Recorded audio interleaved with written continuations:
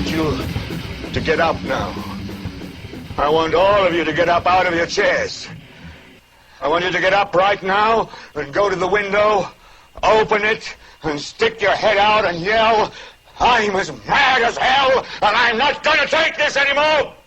Good evening, everybody. Welcome to Smith Radio, along with your host, Brian Smith and Kerry Smith, giving you all the late-breaking, heads-up, hard-hitting news of the last week, making sense of it all, helping you understand the little tidbits, little subtle nuances that the media doesn't want you to understand, yet maybe a dog whistle to the left, and getting you prepared for the week to come. So when you go to work and you're at the water cooler, you know what the heck you're talking about. And so what do we have for the date? I think it is August 9th, 2015. Yeah, man. This summer, I almost bought a boat this week. But I realized the summer is over. It's over. Well, I mean, if you got to get a fixer-upper, it takes a while to get it all up and ready. No, this dude had an inboard boat that literally had nothing left. He inherited it. And he's like, I just got to dump it. How much did he want for it? Like $1,000. And you didn't just take it? I had to pass. Why? Was it not worth $1,000? I mean, there's a little bit of fixing up to do, but the wires were kind of missing a little bit. Oh, yeah, that sounds sketchy. Shady. Like it hadn't been water-worthy. If I can't, I need for 2 decades. If I'm going to buy a boat, I need to drop $3,000 on a boat. Not like seaworthy. Seaworthy. So my friend spending $29,000 back in the day. Yeah. He's like, it's $1,000 a foot. It's a 30-foot boat. We got it for $29,900. I think it was a good deal. Right. And so what did you guys do with that thing? We took it on the lake. As youngins? As chitlins? Did you have any adult supervision? No. I was the adult supervision. I was like 22. And they were all like 17, 18. I don't even know if one of them was 18 yet. Wow. I don't think I was. I think I was barely 21 or maybe 20. Did you just say barely? Hardly. Scarcely. I was scarcely 21. I was scarcely 21. So anyway. So, hey, let's do a little, let me let you folks know that there is a call-in number. So when you're listening to us live, 5 o'clock Eastern time, you can call in. We'll screen the call. We got a very high-tech screening system. Right, very high-tech. Call in 772-49-SMITH. S-M-Y-T-H. Don't do S-M-I-T-H or else you are just going to get this old grandma. This poor lady, she gets blown up. In Florida. Yes, in Florida. She's down in the villages. Hey, did you know the highest rate of STDs in America is in the villages? That doesn't make any sense to me. But if you think about it, if a STD is not curable, then there would be a higher percentage of older folks that would have it because if you can't ever cure it. Right. So, like herpes, the gift that keeps on giving. You would think that if you took a sample of, let's say, 1,000 18-year-olds, right, and 1,000 80-year-olds, right, that there would be a much higher. The 18-year-olds would almost be still fairly clean. Right, because the odds of them catching something by 18 years old would be significantly lower compared to. And this only makes sense if we're talking about incurable diseases, which there are several that, But then again, if it was something like AIDS, they wouldn't live to be 80. Like Ebola. Oh, unless you're Magic Johnson. Well, that is kind of an interesting conspiracy, isn't it? Dude, out in L.A., everybody has the conspiracy theory hats on about Magic Johnson. He's like the only person with AIDS that has not died, and I'm sure we're going to get calls in. Right. It's not AIDS, it's HIV. I don't really get it. Well, he also owns a large majority of South Central. Like, everywhere. All these movie theaters, all these strip malls. Like, dude's got a lot of money. Oh, I imagine, yeah. Hey, you remember David Copperfield from back in the day? Are you talking about the book or the The magician. Okay, yeah, he's the one that made the Eiffel Tower disappear back in the 80s. Right. Did you hear No, the Statue of Liberty. I'm sorry. Statue. All right. All right. You got to correct me when I'm wrong. Did you hear what? Did you hear that he's contracted AIDS? Oh, when? Well, did you hear how he contracted? No, Magic Johnson. He was playing with too much magic. Oh, whatever. The joke for the week, folks, taking you back to the 80s. I will go ahead and jump on the grenade and apologize to our listeners. Why? Yeah. Okay, so what happened this week? Anything in the news? It's kind of slow news week. A little slow. I will say this, though. I want to do a little quick update because a lot of folks have been talking about Sam DuBose in the Cincinnati. guy that was the unarmed black man who was killed by the armed white devil. With the blue-eyed white devil. Oh yeah, for sure. Having a black killing machine. So right. Apparently it's been reported and well, should we recap really quick, really fast? Yeah, go ahead. Because you did a whole breakdown on it. So this officer, he's actually a UC cop. A lot of people are getting misinformation and wrong news, but UC cops are, in fact, Cincinnati police. They just happen to have a patch on their sleeve that says University of Cincinnati. They drive around in cars that say University of Cincinnati on them. They have all the authority of any other Cincinnati cop. They have all the training of any other Cincinnati cop. And so anyway, he was just off campus, which raised eyebrows, but there's nothing illegal about it. He pulls over this unarmed black man in a small little Honda and comes to a stop. Seems like a routine stop. He had a body cam on, was recording. The guy that got pulled over, his name was Sam DuBose. He was driving without a front license plate, and that's the reason why he was pulled over. That is actually a reason for pulling somebody over, so there was nothing illegal or improper about him getting pulled over. In the state of Ohio, that's law. In the state of Indiana, it's not. So it seemed like a friendly stop, but then things started getting a little dicey when first Sam was questioning why he was getting pulled over, and Tensing seemed at first to be being patient with him, and then he started asking for his ID, his driver's license. Sam couldn't produce one, and then things started getting a little testy.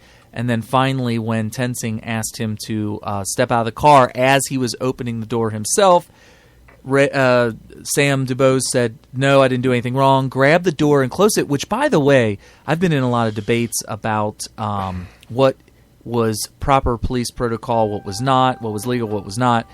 And turns out some very clever poster in the comment section of the body cam video said that the moment Sam DuBose pulled the door shut when Ray opened it, he broke the law, because right then and there you are resisting arrest at that moment. Well, hold on, because you know me, folks. I'm that guy that says don't even talk to the cops if you don't feel like it. However, right, Fourth Amendment right to search and seizure. A cop cannot walk up to my car and open the door handle. He can arrest you if he legally pulls you over.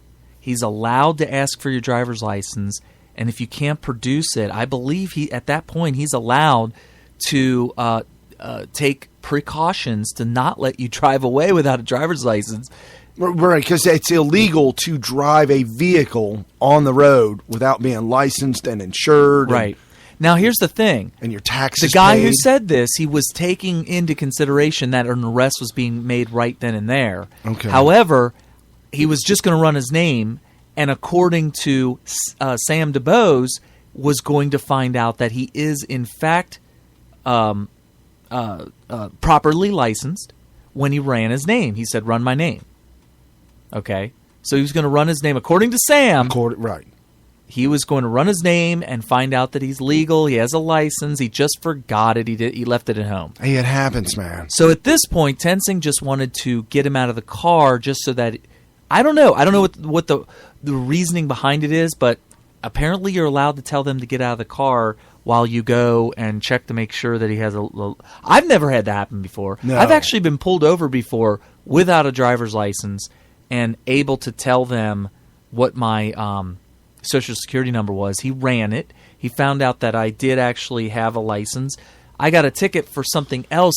I could have also, in addition to that, got a ticket for driving without the license on you.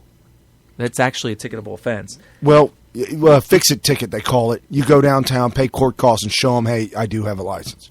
Well, no. He knew I had a license. Oh.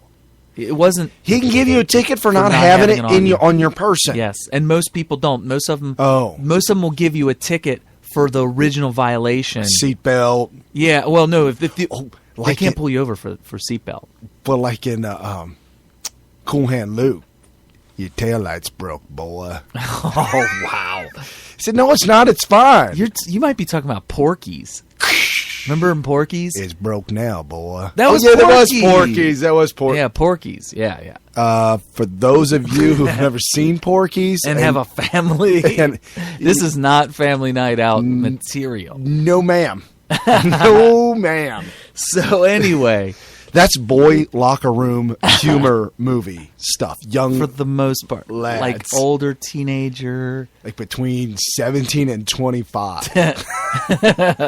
Well, you're still underage until 26, according to the progressives. Correct. So You're still living in the basement at home. So at this point, Tenzing wants him out of the car. Ray says no and grabs the door and pulls it. And who knows what would have happened there if nothing else was escalated. But Sam decided, well, I'm starting the car and getting out of here. I'm going home. So he starts his car. Ray reacts by reaching in to turn the ignition off, or at least that's what his story was after that. Yeah, man, I live down the street here. Follow me. I'm going home. That's what he said. I don't think he didn't say follow me. He did say I just live around the way or whatever. It just started to pull off. Yeah, right. So Tenzing reaches in to turn the ignition off. By this time, Sam was able to get it into gear. Still haven't been able to verify whether or not the vehicle he was driving in was an automatic or a manual stick shift. Because that actually would be... that's going to be brought up in court. Absolutely. They're going to call out Marissa Tomei. Yeah. Say, they're going to pull her out. They're going to do the voir dire or whatever they call that. What do they call that when they have to verify whether an expert witness is in fact an expert in the field? Right. Voir dire or something like that. Voir dire. If you'd like to voir dire this... That's right. That's what he said. So anyway, so if he had a stick, all he had to do was pop the clutch and he was gone. Right. But if he had a automatic, he would have had to put it into gear, which you can do quickly. Well, you foot on the brake, push the button in, put it in drive, pull it down into drive. I mean, but if it's your car, which it wasn't, but if you're driving it all the time, right. You could do that pretty quickly. But here's the reason that's going to be significant. There is a huge conspiracy movement. There's a big movement in. Pardon me, audience, but Brian's got a new computer. Oh, jeez. And it wanted to reset to do updates. No. Would you like to update now? Yes. Negative Ghost Rider. Pattern is full. It is very full. So anyway, if he had a manual... Oh, the conspiracy theory. So the big conspiracy movement now is that he only drove off after he was shot in the head. Right. And that his car wasn't moving. Well, there's going to be an argument as to whether or not that was physically possible.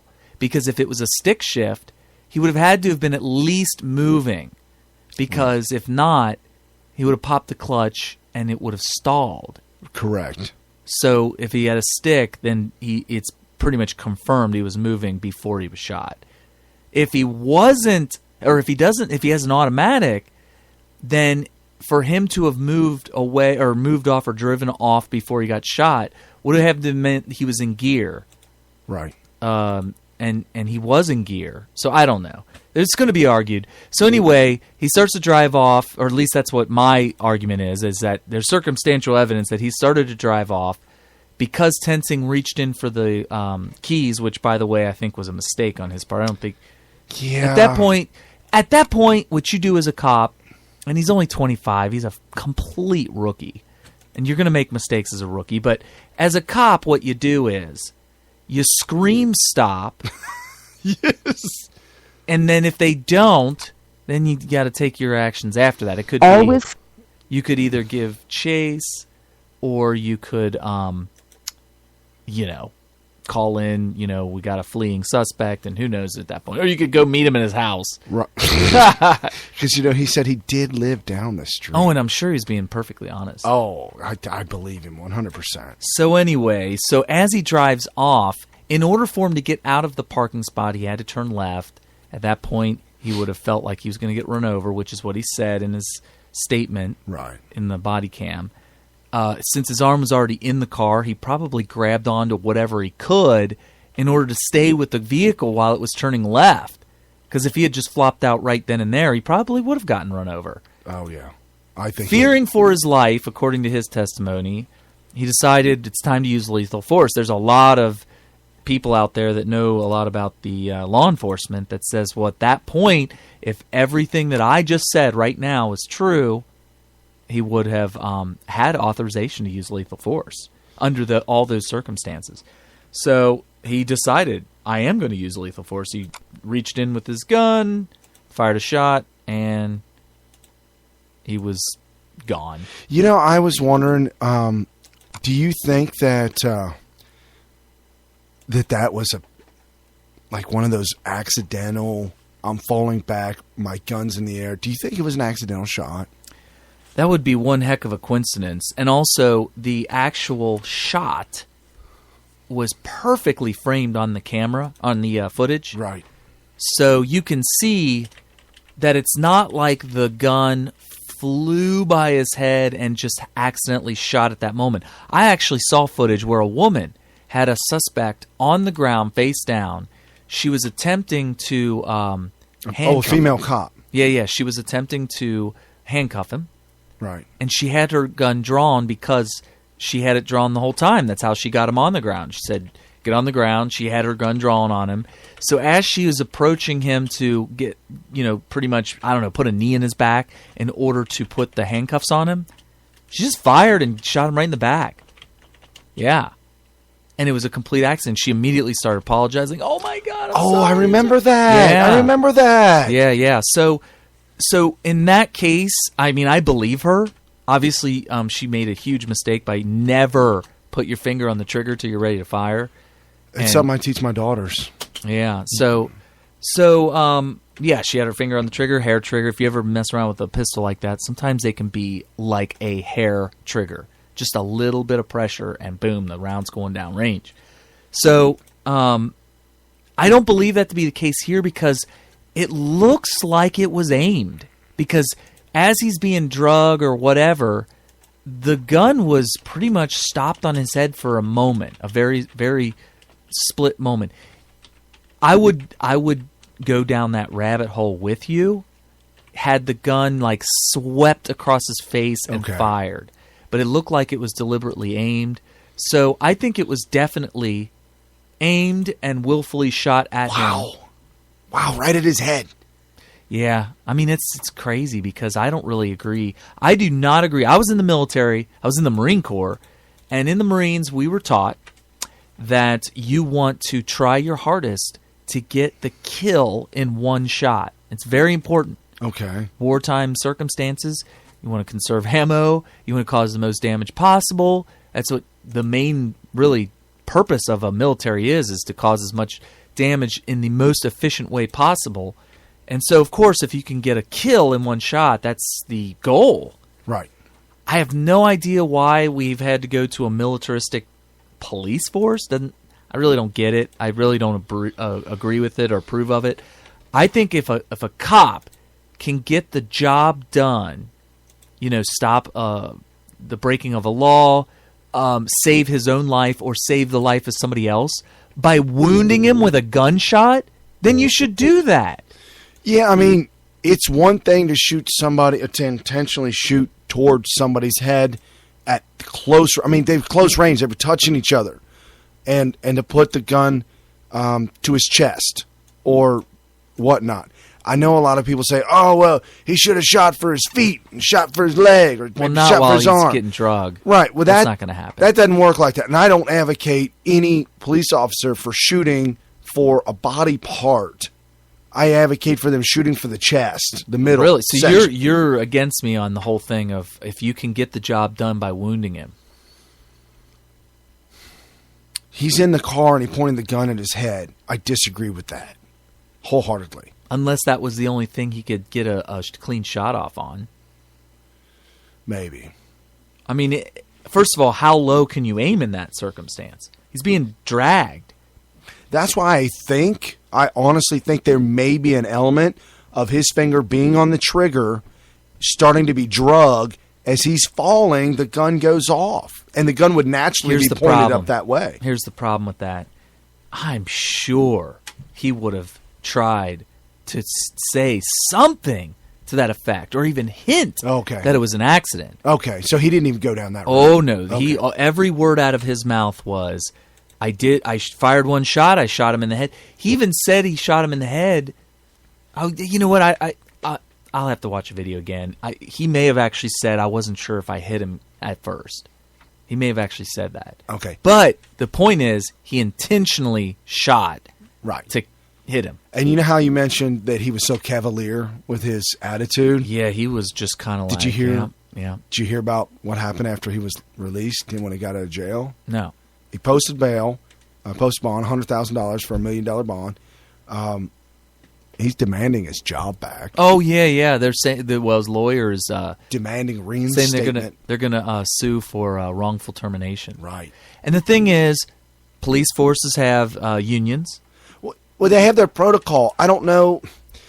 I don't know what the protocol is. If a police officer is, the district attorney, Dieters, charged him with murder, and had him arrested. But even if that's a fireable offense, they didn't wait. They fired him instantly. Oh, before Dieters? Instantly.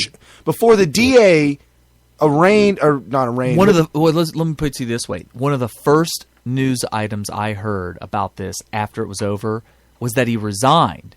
Right. Well, then I found out later that it was a termination. The original report was resign, but it was a termination. Oh, man. And it was instant. There was no paperwork filed as to why he would be fired. So the union has all the right in the world to say, hey, this goes against the contract for our procedure that we agreed upon in our collective bargaining of what it requires to be terminated. So do you think his boss did that on purpose so that he could get money on the back end, even if he is guilty? Wow. That would be a conspiracy right Did I there. just slip on a banana peel? You just... Woo! Hopefully they might not be listening because you might be pulled over. And as soon as I'm pulled over... Did you Agent Hurley, I want you to give this scumbag a cavity search. I'm talking rotor-rooter. Don't stop till you reach the back of his teeth. There we go. That's what happens in Cincinnati. Wow. Well, how about this conspiracy theory? Oh, okay. So somebody actually had it wired up to be remote control so that they could drive it off against his will. Oh, yeah. Did you see his arms came off the steering wheel? Clearly, he was not in control of the vehicle. I'm going to tell you what, that was magical. He should be in the Indy 500 because he can navigate with no hands. He did. He was able to pull out of the spot and avoid that car without his hands on the steering wheel. And apparently he was dead. And he was dead. Right. So the whole thing was remote control. So the update, other than conspiracy, the factual update, local WLT Channel 7 News in Cincinnati, I don't think they aired this, but on their website, they, I don't know, it's not. Was it WCPO? Or WCPO, because they're the ones that have been lying about it from day one. Okay. No. Well, no, it wasn't the lying one. It wasn't WCPO. It was WLT. Oh, okay. Yeah. Okay. So they posted on their website they were able to obtain a list of things that were found in the vehicle, in Sam DeBoe's vehicle. Uh-huh. And one of the things they found happened to be, oh, by the way, that glass bottle that says gin on it. Yeah. Mm-hmm. That was a glass bottle of gin, but inside the bottle was not gin. Right. It was the smelling oil. Right. So why would somebody put that in a gin bottle? From the guys at work Oh boy. that live in Northside. Uh-huh. When you know somebody that works at that company that bottles the smelling sauce, Smelling sauce. you hand them an empty gin bottle and you say, "Hey, when you go to work, can you fill this up?" Oh, so You get a freebie. all right. Why would you? That's from the north. That's from the north side. Okay. North side of Cincinnati. Reporting live. I thought that maybe that's how they sold the stuff. Like that's how they labeled it. Like it's called gin. Now, people, you may want to call in right now, correct us. But that's what I heard. That was the beat on the street, north side. Okay, so apparently they found 2 pounds of weed in his car. And reportedly, depending on demand and depending on quality, street value is anywhere from $2,000 to $5,000. That's significant. Well, they say if it's a first offense, it has to be over 2 pounds to be a felony. If it's a first offense. Correct. However, he's been arrested more than 60 times, and he 60. and he has fathered 13 children. Well, that's neither here nor there. I have an uncle that fathered 8 children with 4 women. Was he 2 pounds of weed anywhere? Oh, actually, he was really big into something else. Whoa. That's way worse. But I think he's gotten off that. Well, good. He's cleaned it up. Because riding the white dragon is not a way to go. I'm not sure. I'll have to ask him one day what it was. I need to get a sound clip of that at Seinfeld where Julia Dreyfus goes into work and she's working for that dude that sends her to Africa, and he's got that deep voice. He's like, matter of fact, he's like, "What are you hopped up on poppy seeds? You're riding a white dragon?" He's got the radio voice. Yes. He does. There's a cartoon show, a weekly show for the penguins of Madagascar. Oh yeah. His voice is in there. He's one of the voices. How could you not hire him for a voiceover? Dude, I love him. I would pay good money to have him voice over something. Him and that one boyfriend of hers that wore the 8-ball jacket. he got a jacket with different colors on it, like Kid and Play. Oh yeah. Okay. And with the 8-ball on the back. Okay. And she was losing her mind. Oh, he had a fur coat, and she threw it out the window when he wasn't looking. Okay. And so he got a new jacket. So come in with that one, and she's like, "Are you seriously going to wear that?" Oh, so it was even worse. He turned around, pointed his thumbs at the 8-ball, and he says, "All signs are pointing to yes." Anyway. Man. So back to 2 pounds of weed. Yeah, so, well, and here's the thing. What's the significance of that? Well, you're being pulled over. You know you got two. I don't know if you know you got exactly 2 pounds, but you know you got a lot. Well, it makes like all of a sudden all of his behavior pattern, actions, all that kind of stuff, all make perfect sense now. Right. Absolutely perfect sense, because I remember thinking, why would you do that? What kind of society do we live in where we have a culture that thinks that, well, if you're just what did I say in our radio show? It felt like he was just like, you know what? I'm just done with this. I'm out of here. Right. Like, right. What are you doing? You don't. Who teaches you to run off? Well, if you have 2 pounds of weed, if you have $5,000 worth of weed in your car, and you know that this is the end of freedom, and you can put an end to this horrible fate of being in prison for probably a long time and being saddled with another felony. I don't know. Is he felon?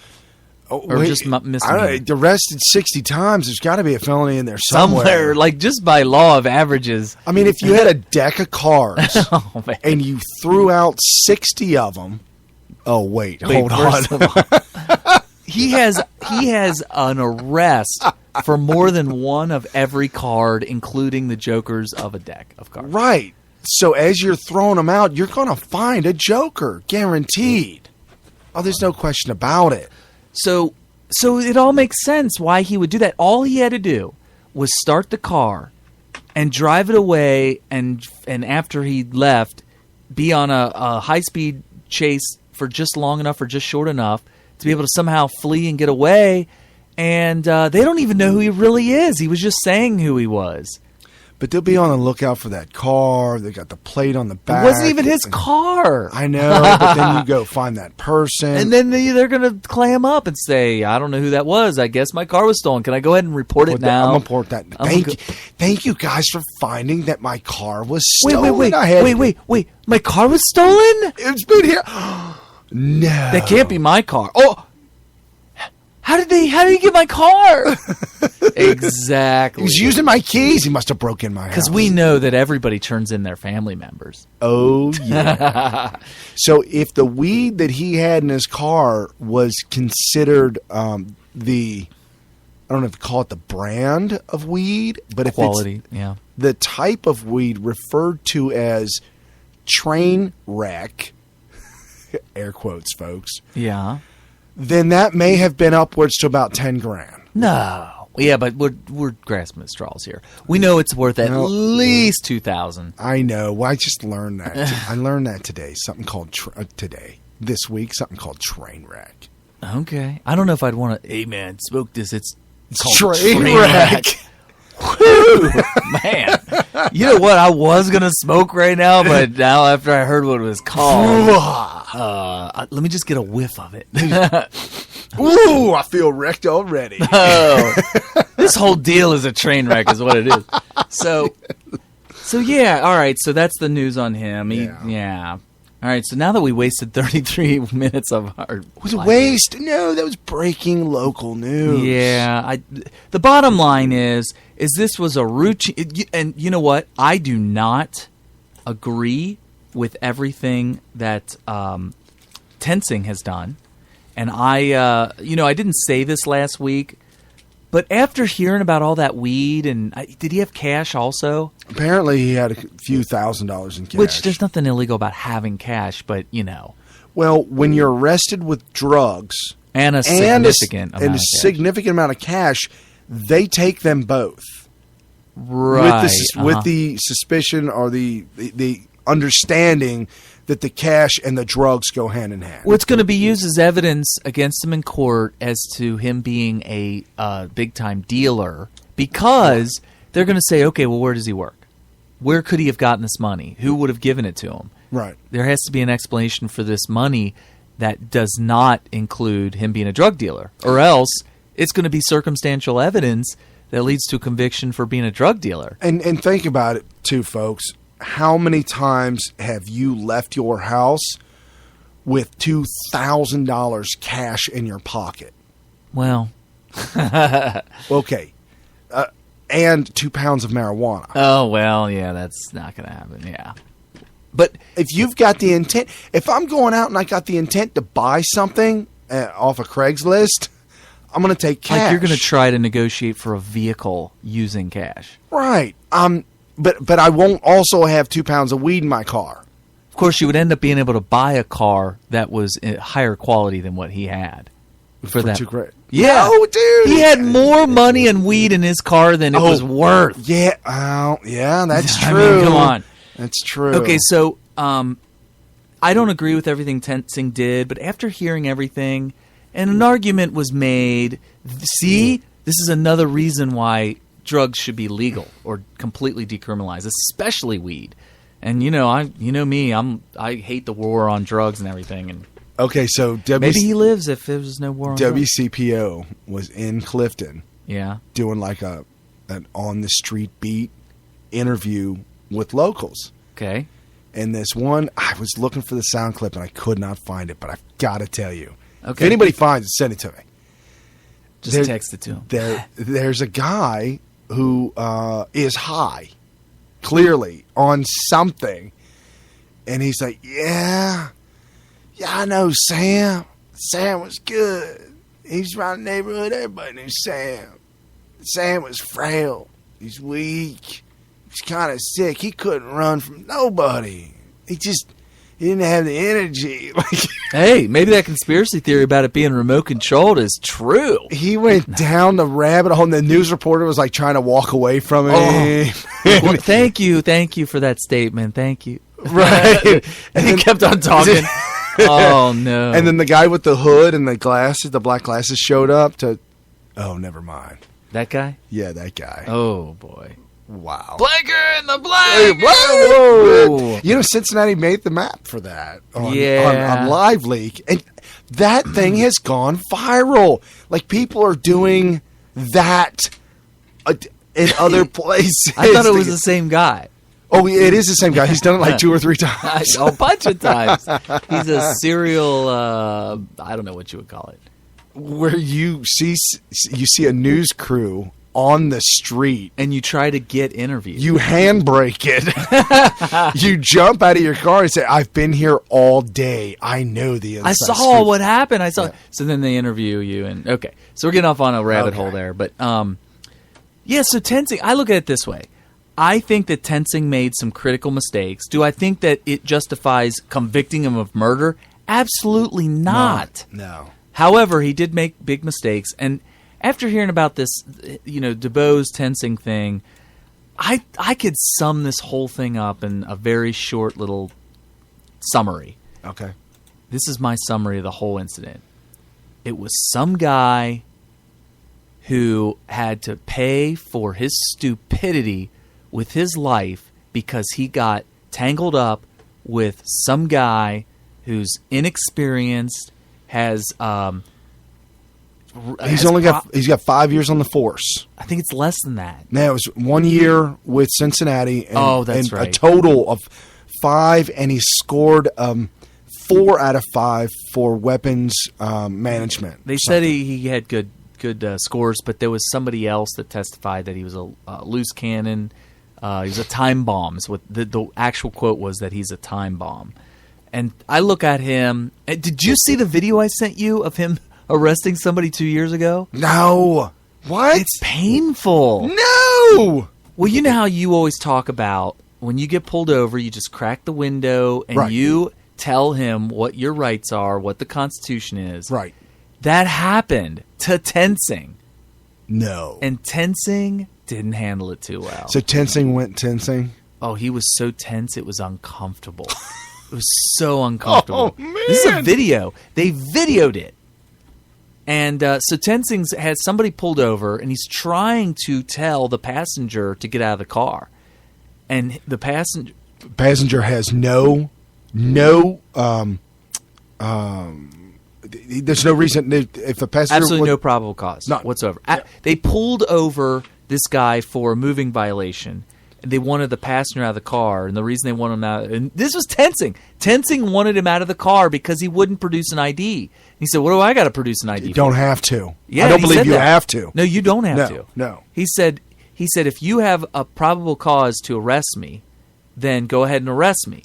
Right. If you don't have probable cause to arrest me, and I'm being pulled over for a violation that requires a ticket, please give me the ticket and let me go about my way.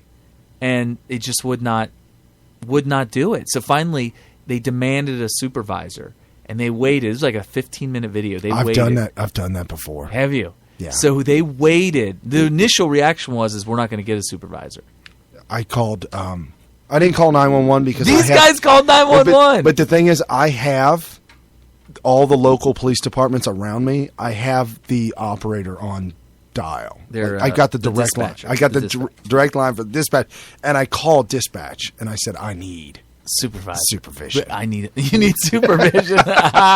Yes, you do, Brian. You need supervision. Adult supervision. Yeah, so there's an actual video out there that's about 2 or 3 years old of a young Tenzing being videotaped from the guy in the passenger seat. What? And when the supervisor pulled up and started talking, the passenger tried to say something, and the supervisor said, "Sir, you're not part of this at all. So I'm not talking to you. I'm talking to the driver." And he said, "Exactly." Perfect. That's exactly. They said, "That's what our whole point is that the driver did something that requires a ticket. Right. Give him a ticket and let him go on his way." Right. And why are every stop is not some kind of major felony criminal running from the IRS. At the end of the day, you have to have probable cause, and probable cause comes in a lot of different ways, but not the way that your one cop said the one time. What did he say?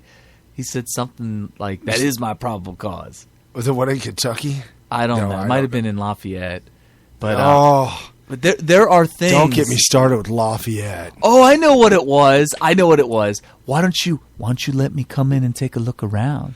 And Yes! you say no. Yes! And then they say, you saying, "What do you have to hide?" Right! You saying no is my probable cause to check. I That about is lost it. completely illegal and unconstitutional. My blood was boiling. Oh, man. It was tipping point. It was the crock pot, the lid, He the was cooker, trying to- the pressure cooker lid had come off.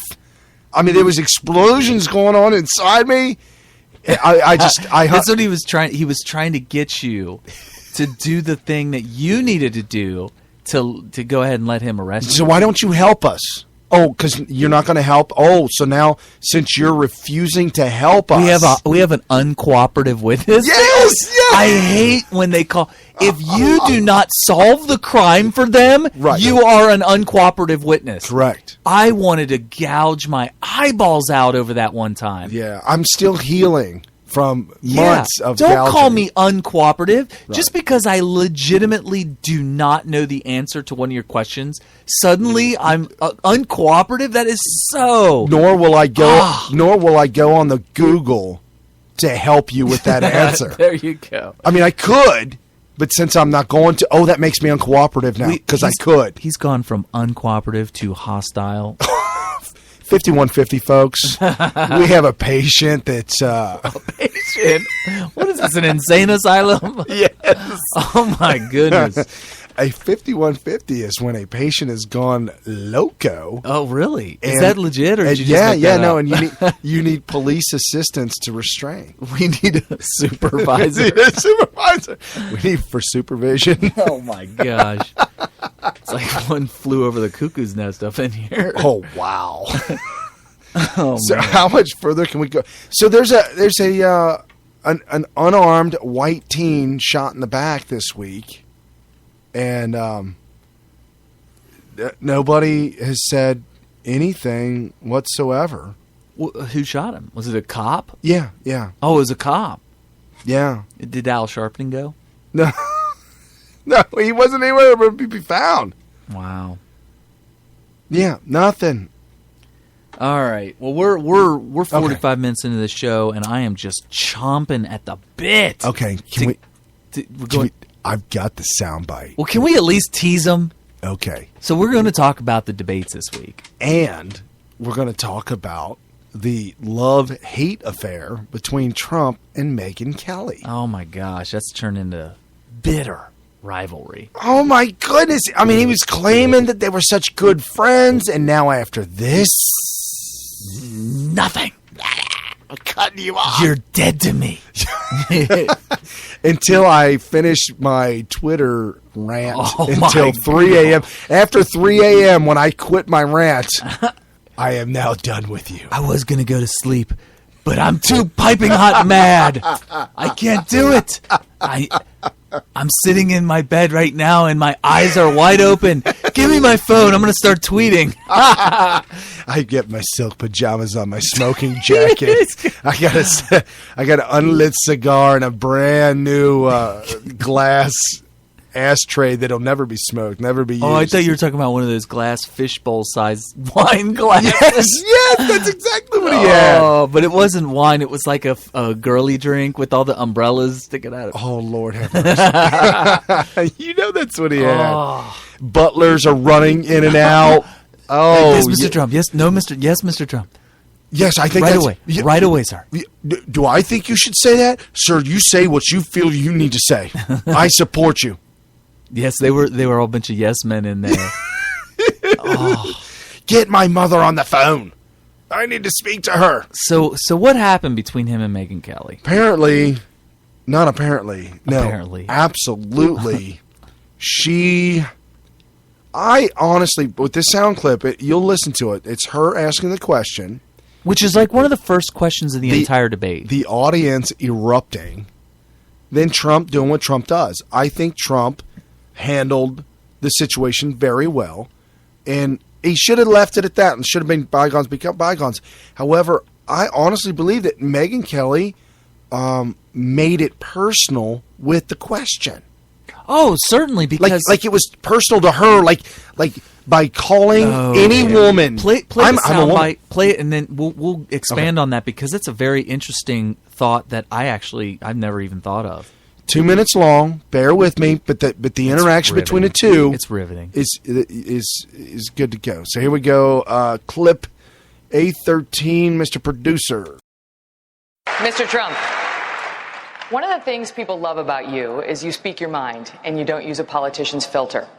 However, that is not without its downsides, in particular when it comes to women. You've called women you don't like fat pigs, dogs, slobs, and disgusting animals. Your Twitter account... Only has Rosie several... O'Donnell. No, it wasn't.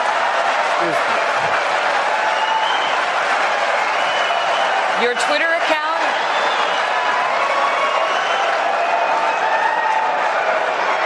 Thank you. For the record, it was well beyond Rosie O'Donnell. Yes, I'm sure it was. Your Twitter account has several disparaging comments about women's looks. You once told a contestant on Celebrity Apprentice it would be a pretty picture to see her on her knees. Does that sound to you like the temperament of a man we should elect as president? And how will you answer the charge from Hillary Clinton, who is likely to be the Democratic nominee, that you are part of the war on women? I think the big problem this country has is being politically correct. I've been challenged by so many people, and I don't frankly have time for total political correctness. And to be honest with you, this country doesn't have time either. This country is in big trouble. We don't win anymore. We lose to China. We lose to Mexico, both in trade and at the border. We lose to everybody. And frankly, what I say, and oftentimes it's fun, it's kidding, we have a good time, what I say is what I say. And honestly, Megyn, if you don't like it, I'm sorry. I've been very nice to you, although I could probably maybe not be based on the way you have treated me, but I wouldn't do that. But you know what? We need strength, we need energy, we need quickness, and we need brain in this country to turn it around. That I can tell you right now. Okay.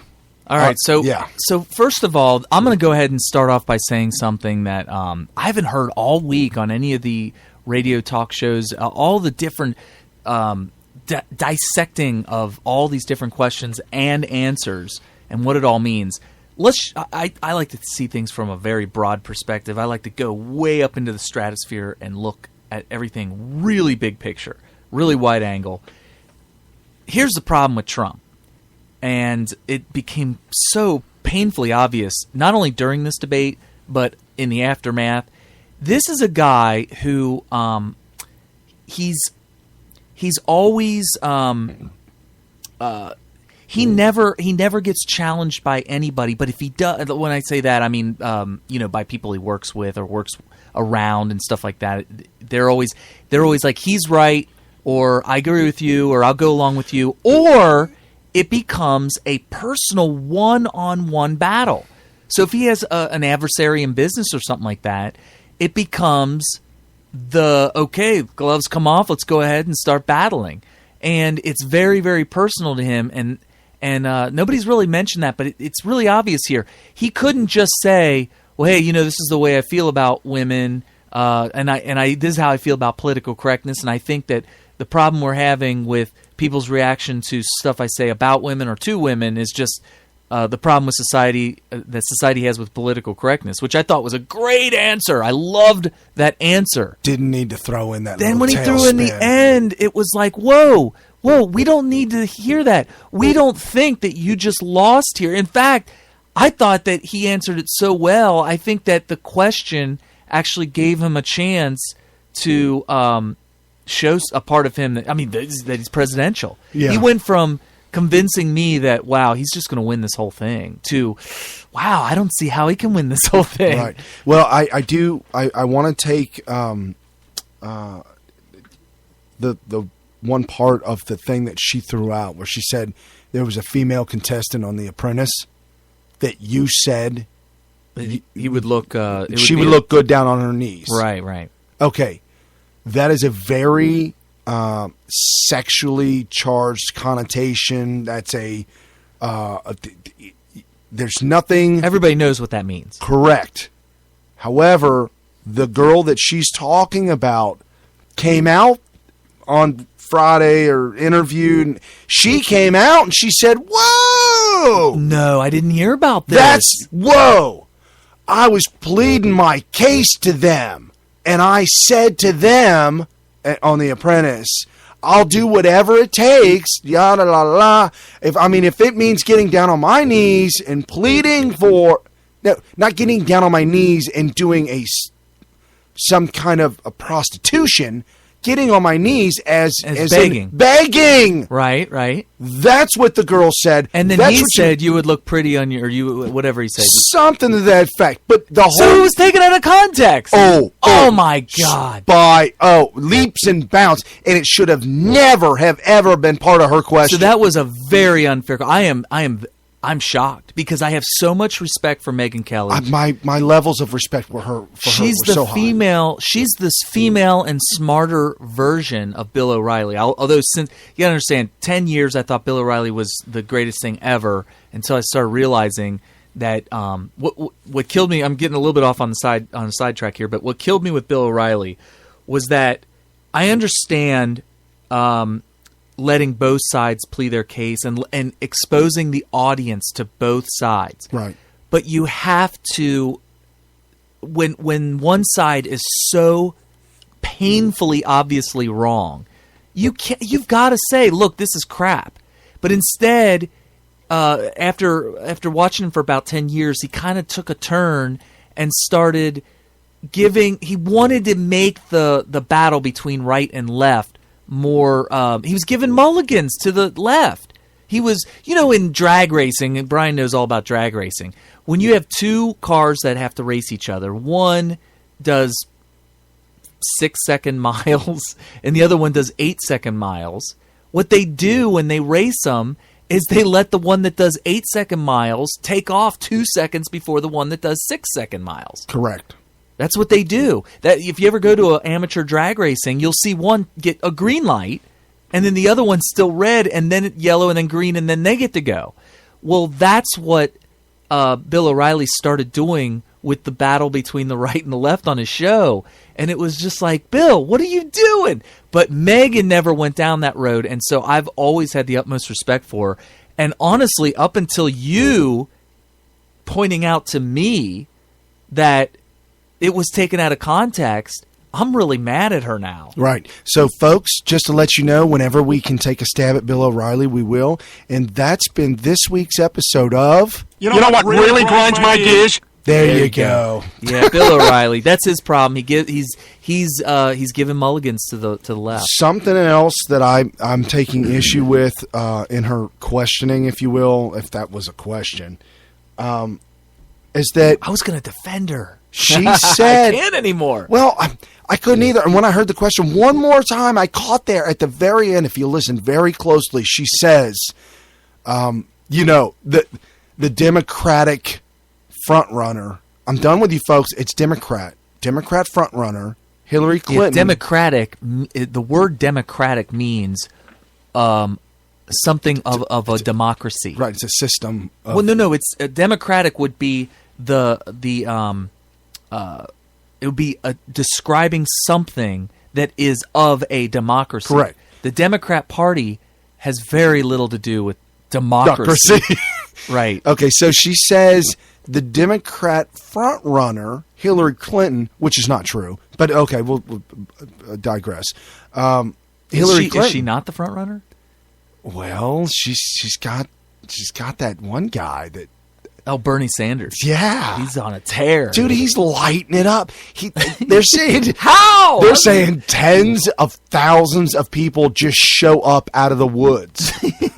He's on Deface the Nation this morning. But Deface them all. Deface the Nation. But anyway. Okay, he's the Rand Paul. Ron Paul. He's the Ron Paul of 2016 of the Democrat. Yeah. Okay. He's going to come out and people are going to realize how crazy and nut job he is and be like, all right, I'm done with him. But anyway, go ahead. Okay. So, and then she said with Hillary Clinton, how are you going to? I'm paraphrasing here. How are you going to show the American people that you're down with the war on women? Was that her exact wording? That's what she was saying. I mean, I can play it again, but that's what she was saying. We play the question again? I think so. We'll play it again. I did hear that, but the exact wording is very important. I'll stop it right at the end of her questioning. Oh, yeah. So that because we don't need to hear Trump. No, we know what Trump said. Mr. Trump, one of the things people love about you is you speak your mind and you don't use a politician's filter. However, that is not without its downsides, in particular when it comes to women. You've called women you don't like fat pigs, dogs, slobs, and disgusting animals. Your Twitter... So I want to stop real quick. Yep. Why is it that speaking your mind, I understand it has its downside, sure. But why does it particularly have to be with women? Interesting. So why didn't she bring up the notion of all the bad things he's called other men? Interesting. Double standard much? Now that you point that out. Wow. Why? Why does it particularly? Are you guys thin-skinned? What are you saying about women compared to men? Right. And then the things he said about illegal aliens, we know that for sure. He's already said that recently. And that's going down another side road. I don't want to entertain that. I'm just saying he said things about people south of the border that are really upsetting to other people. He said things about other people, but particularly with women. I honestly feel like this. Wow, I had a whole different idea going into this show about her asking that question. You know what I was going to say about it? We're kind of real quick. I was going to say that this question should have come out of one of the men, not her. Yes. Because it sounds, like you said, too personal. It sounds like she's the only one that really cares about this. Right. It should have come out of one of the guys' mouth. I was going to say the exact same thing. It really needed Absolutely. to. All right, so go on with her question. Only Rosie O'Donnell. I know it was.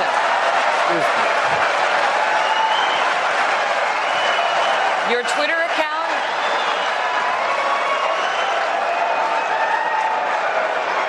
Thank you. For the record, it was well beyond Rosie O'Donnell. Yes, I'm sure it was. Your Twitter account has several disparaging comments about women's looks. You once told a contestant on Celebrity Apprentice it would be a pretty picture to see her on her knees.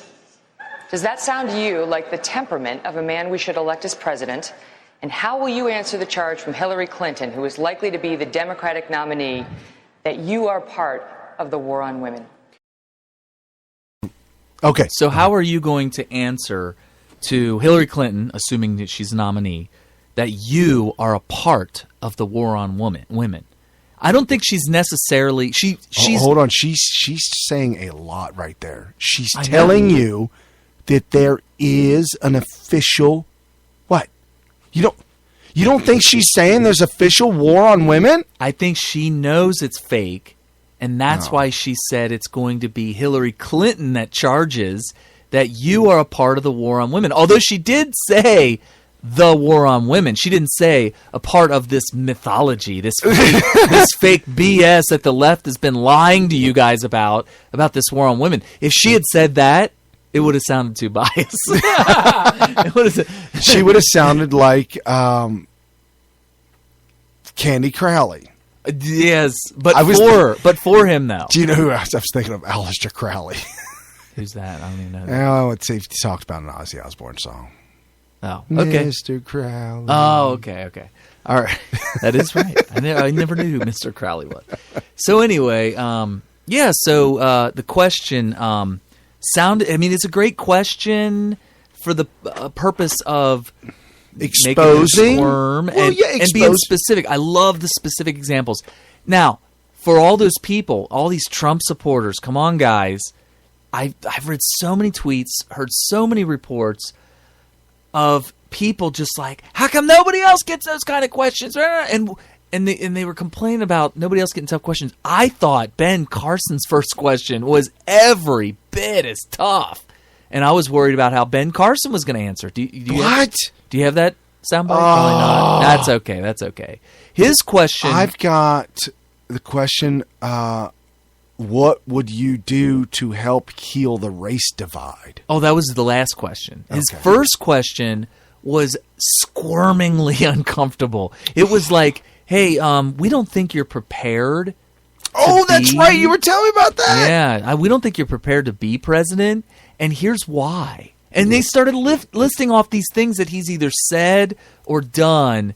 It really does not bode well for him. Right. And he's sitting there just staring with this blank look on his face, and I thought, oh my gosh, it looks like a deer in the headlights as he's listening to the question. Maybe he is unprepared. Look at him.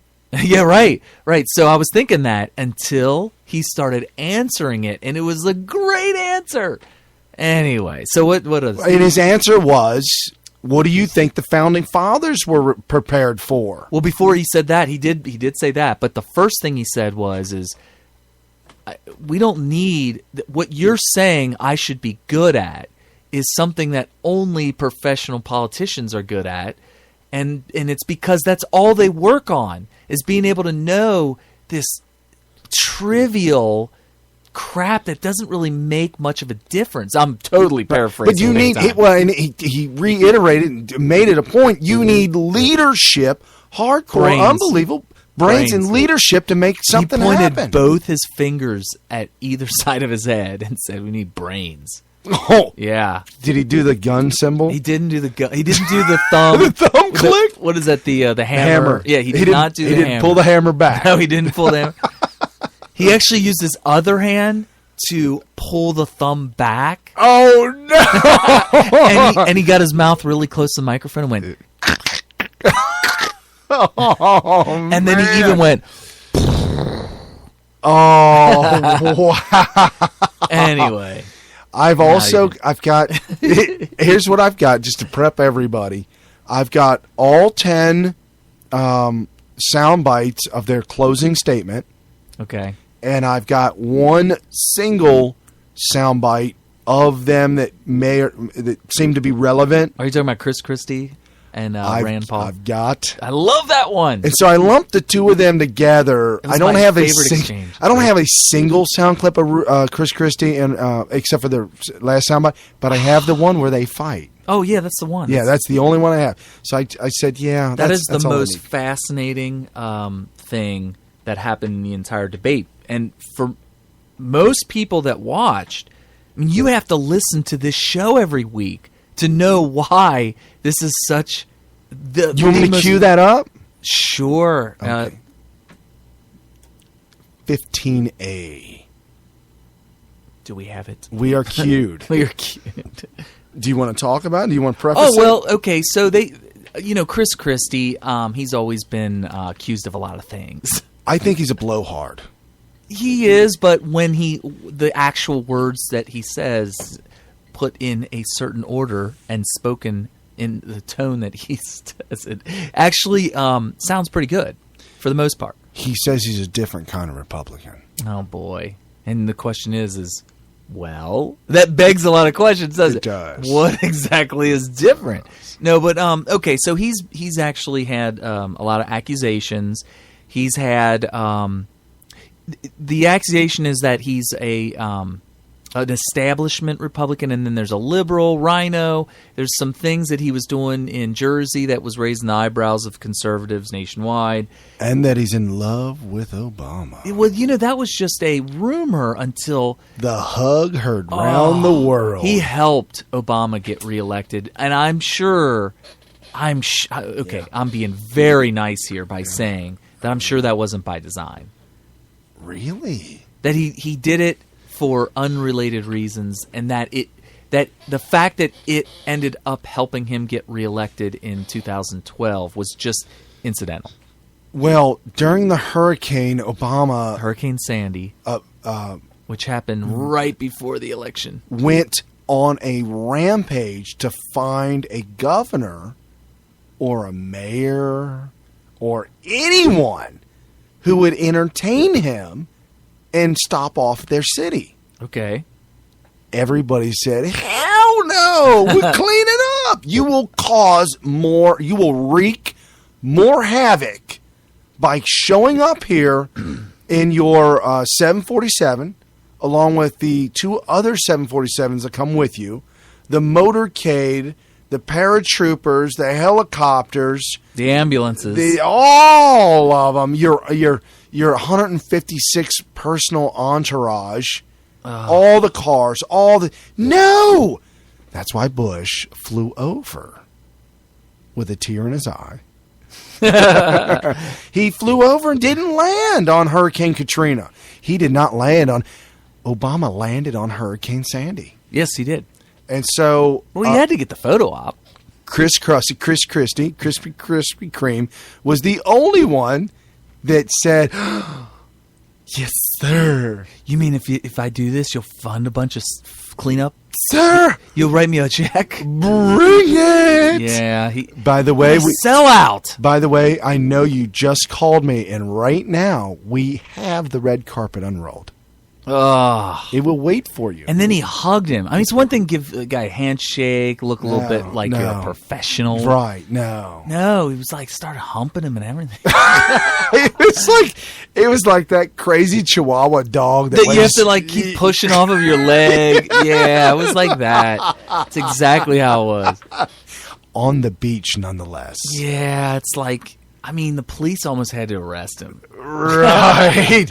Well, the jokes that ensued after that were just amazing. So anyway, okay. So let's pull back from all the Photoshop. That's the accusations of Chris Christie. That it's funny because when he first got elected, I think didn't he beat a Democrat in the very, very, very blue state? Right. Jersey is a huge. I mean, it's like it's the dumpster of New York City is what it is. Right. That's what New Jersey is, and if you don't believe me, go and visit sometime. It's like imagine New York City and the surrounding area, which would include Connecticut and New Jersey. You have different parts of town where you have nice neighborhoods and really bad neighborhoods and really torn down, terrible looking neighborhoods.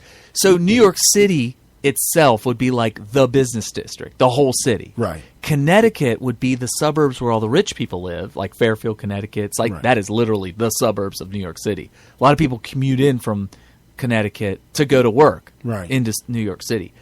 And Jersey is the back end. Oh, it's a dump. Oh, it's a total dump, and it's right there. So anyway, when you got a lot of poverty, then Democrats love to step in to steal more money from the government and promise that they'll give you jobs and they'll pull you out. Hey, we're fighting a good fight.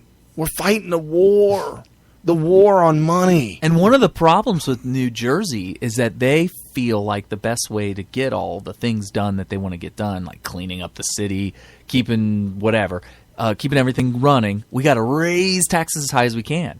And when Christie came in, the story I heard is that when he saw how much debt they were in, he said, well, we got to pay for this amount and raise taxes some more. Right. So anyway, that's Chris Christie. We're not talking about Democrat here. No. We're talking about a Republican trying to run for president as a Republican. And so the other guy he gets into it with in the soundbite is Rand Paul. And he became famous because his dad built this huge grassroots network to run for president, in 2008? Right. And 2012. Well, he used a specific platform to launch it on Coast to Coast with George Norrie. Yeah, that would make sense. That would make a lot of sense. There's a guy out in California. He wrote a book called Right Turns. Oh, yeah, I heard of that. Okay. And he used to be a Jewish lib left, and now he's a Jewish Republican conservative right. Okay. And he calls out all the not Rand Paul. Ron Paul? Ron Paul. Yeah, the dad, the old man. Yet he calls them all kooks and nuts, and you Ron Paul nuts out there. You Ron Paul. Yeah, kook. right. And finally, somebody called in, and they would bash him, and he would come right back and lay the facts out how Ron Paul is kind of a kook. Well, the thing that killed it for Ron Paul for me was this was shortly after 9/11. I think it was the 2008 election cycle. Oh. And he had a big back and forth between himself, Ron Paul, and Rudy Giuliani in one of the debates. Right. And Giuliani snapped because Ron Paul suggested that we caused 9/11 because of how we treat people in the Middle East. You know what? You just and around shot the world. yourself and straight in the Giuliani. head. I honestly think that Giuliani's response and his temperament and everything like that actually completely ruined his presidency. I think because you want a president zapped. you don't want a president that you think has the loose cannon tendencies. Which is why I think that Trump might be out. I mean, he's leading in all the polls. He's leading by breaking news, y'all. Breaking y'all. The polls that have come out asking people who won the debate, 40% say Trump. Okay, hold on. When it first came out, I was getting a lot of Fox News articles, and Fox News kept saying Trump lost. Well, they were saying that, and but that was their opinion. Right, it was an opinion piece, and they gave a grade out, A, B, C, D, and F, and Trump, F. They gave him an F? Kasich, F. Ooh, Kasich? Really? Yeah, but then they gave Ted Cruz an A. Really? They gave that's shocking. The other Rubio. Rubio an A, and then a couple other B's. Anyway, but it was amazing how they and they even said there's another article I read that said Fox News. They're talking about Megyn Kelly. Mm-hmm. Yeah, just ruined Trump. Just exposed and ruined him. I think now that I know everything, I think she may have taken a step back in her career over that. So, but okay, because I don't like the lack of journalistic integrity there. Right. With the take, you're trying to blast somebody by making the people who are listening, the audience, believe that a statement that was said was a lot worse than it really was, because you're taking out the context that would make it sound like it wasn't that bad. Right. Which is exactly what the left does. Exactly. No, without a doubt. So we're back to Rand Paul. So Ron Paul's the dad. Right. He's the one that got into it with the Rhino establishment guy, Giuliani, former mayor of New York City. And it didn't go well for either of them in that debate, because everybody who was in the Republican Party was like, I'm done with Ron Paul. The people that I knew in L.A. that had Ron Paul stickers on their car were hippie, pot smoking, right. Because peace loving. We love peace. Well, Ron Paul and his son is very close to the exact same ideology, but Ron Paul is a purist when it comes to libertarianism and constitutionalism, which is good. I think that's a good thing, but it's a real tough sell to tell. He literally told everybody, I think we should take every single soldier in the entire world outside of the continental United States and bring them all home, Because why should we be in Japan? Why should we be in Germany? Why are we there? Why do we have bases there? Bring them all back. He literally said that almost word for word. You know, that's funny. Mark Twain wrote about that back before the turn of the century. What? That's a long time and ago. Called it, he had a word for it, but it was about American apathy towards international politics. Interesting. And a complete us and only us, and we don't care about nobody. Isolationism. Yeah. Mm-hmm. And he wrote about that, about this political apathy internationally, which in turn, World War I was right around the corner. Interesting. So you're saying that Mark Twain caused World War I? Yeah. No, I mean, World War I was going to happen, but Right. the debate would have been whether or not the U.S. was in it. Remember that movie, Legends of the Fall? Right. If Mark Twain wouldn't have written that, maybe we could have stopped the Kaiser. Anyway, so no, in the movie Legends of the Fall, that had some scenes from World War I in Oh. it, but it was largely about this family. Brad Pitt was the main character in it, and Is that the who's the family that got the Edinburgh, the guy that got shot? I have no idea. The guy that got shot. Yeah, he was shot. He was of royalty, and that's what started the ball rolling of World War I. Oh, right. The Duke of Franz Ferdinand. Yeah. So, well, anyway, so the World War I was going on, and one of the children of this family wanted to go fight in it, and the other two brothers were like, we shouldn't be messing around with people on the others overseas. And then the father, who's like this veteran of some crazy war back in the 1800s, is like, don't you guys dare. We don't mess around with other countries. We've got to deal with, stay in America. There you go. So then they end up going, and anyway. So Rand Paul and Ron Paul. Yeah, they're total isolationist, libertarian, constitutionalist. Ron Paul, in every single vote that he's ever made, he cites the letter of the Constitution, the exact wording as to why he's voting this way or not. He'll either say, no, I'm voting no because the Constitution says this, and this bill is in direct violation of this particular part of the Constitution. He'll write it out. Wow. And then if he says, yes, I vote yes for it, he'll justify it with the Constitution. And Okay. no other senator does that, and he does that. So anyway. That's pretty cool. And then his son, the nut doesn't fall far from the tree. No, it and that's doesn't. Rand Paul. So that's what you get with Rand Paul. Okay, so now this back and forth between the two of them, betwixt the two, has to do with the Patriot Act. Yeah. Okay. Well, real quick on the Patriot Act. So 9/11 happens. And so Bush and Cheney and everybody else in the Bush administration decide we got to figure out how to try to prevent something like this happening again. And by the way, this is not for all you youngster, low information voters out there. This was just the big one. Yeah, there been are smaller dozens. attacks before. I'll never forget the USS Cole when that Right. got hit. Beirut was back in the 80s. Right. We had a series captain in the boot camp when I was in the Marine Corps. And there's a photo of him on the front of Time magazine crying, carrying out a bloody body out from the rubble of Beirut. Oh, And he was our series captain. wow. Yeah. He was just I don't know if he was enlisted or if he was like a lieutenant back then. Right. But he was carrying bodies out of the rubble it was a barracks. Right. Barracks got bombed. I guess a van drove in high speed straight into the barracks and blew the whole thing. I think 212 or something like that. Some odd Marines got killed. And so these terrorist attacks have been going on since the 70s. From the 70s all the way through the 80s.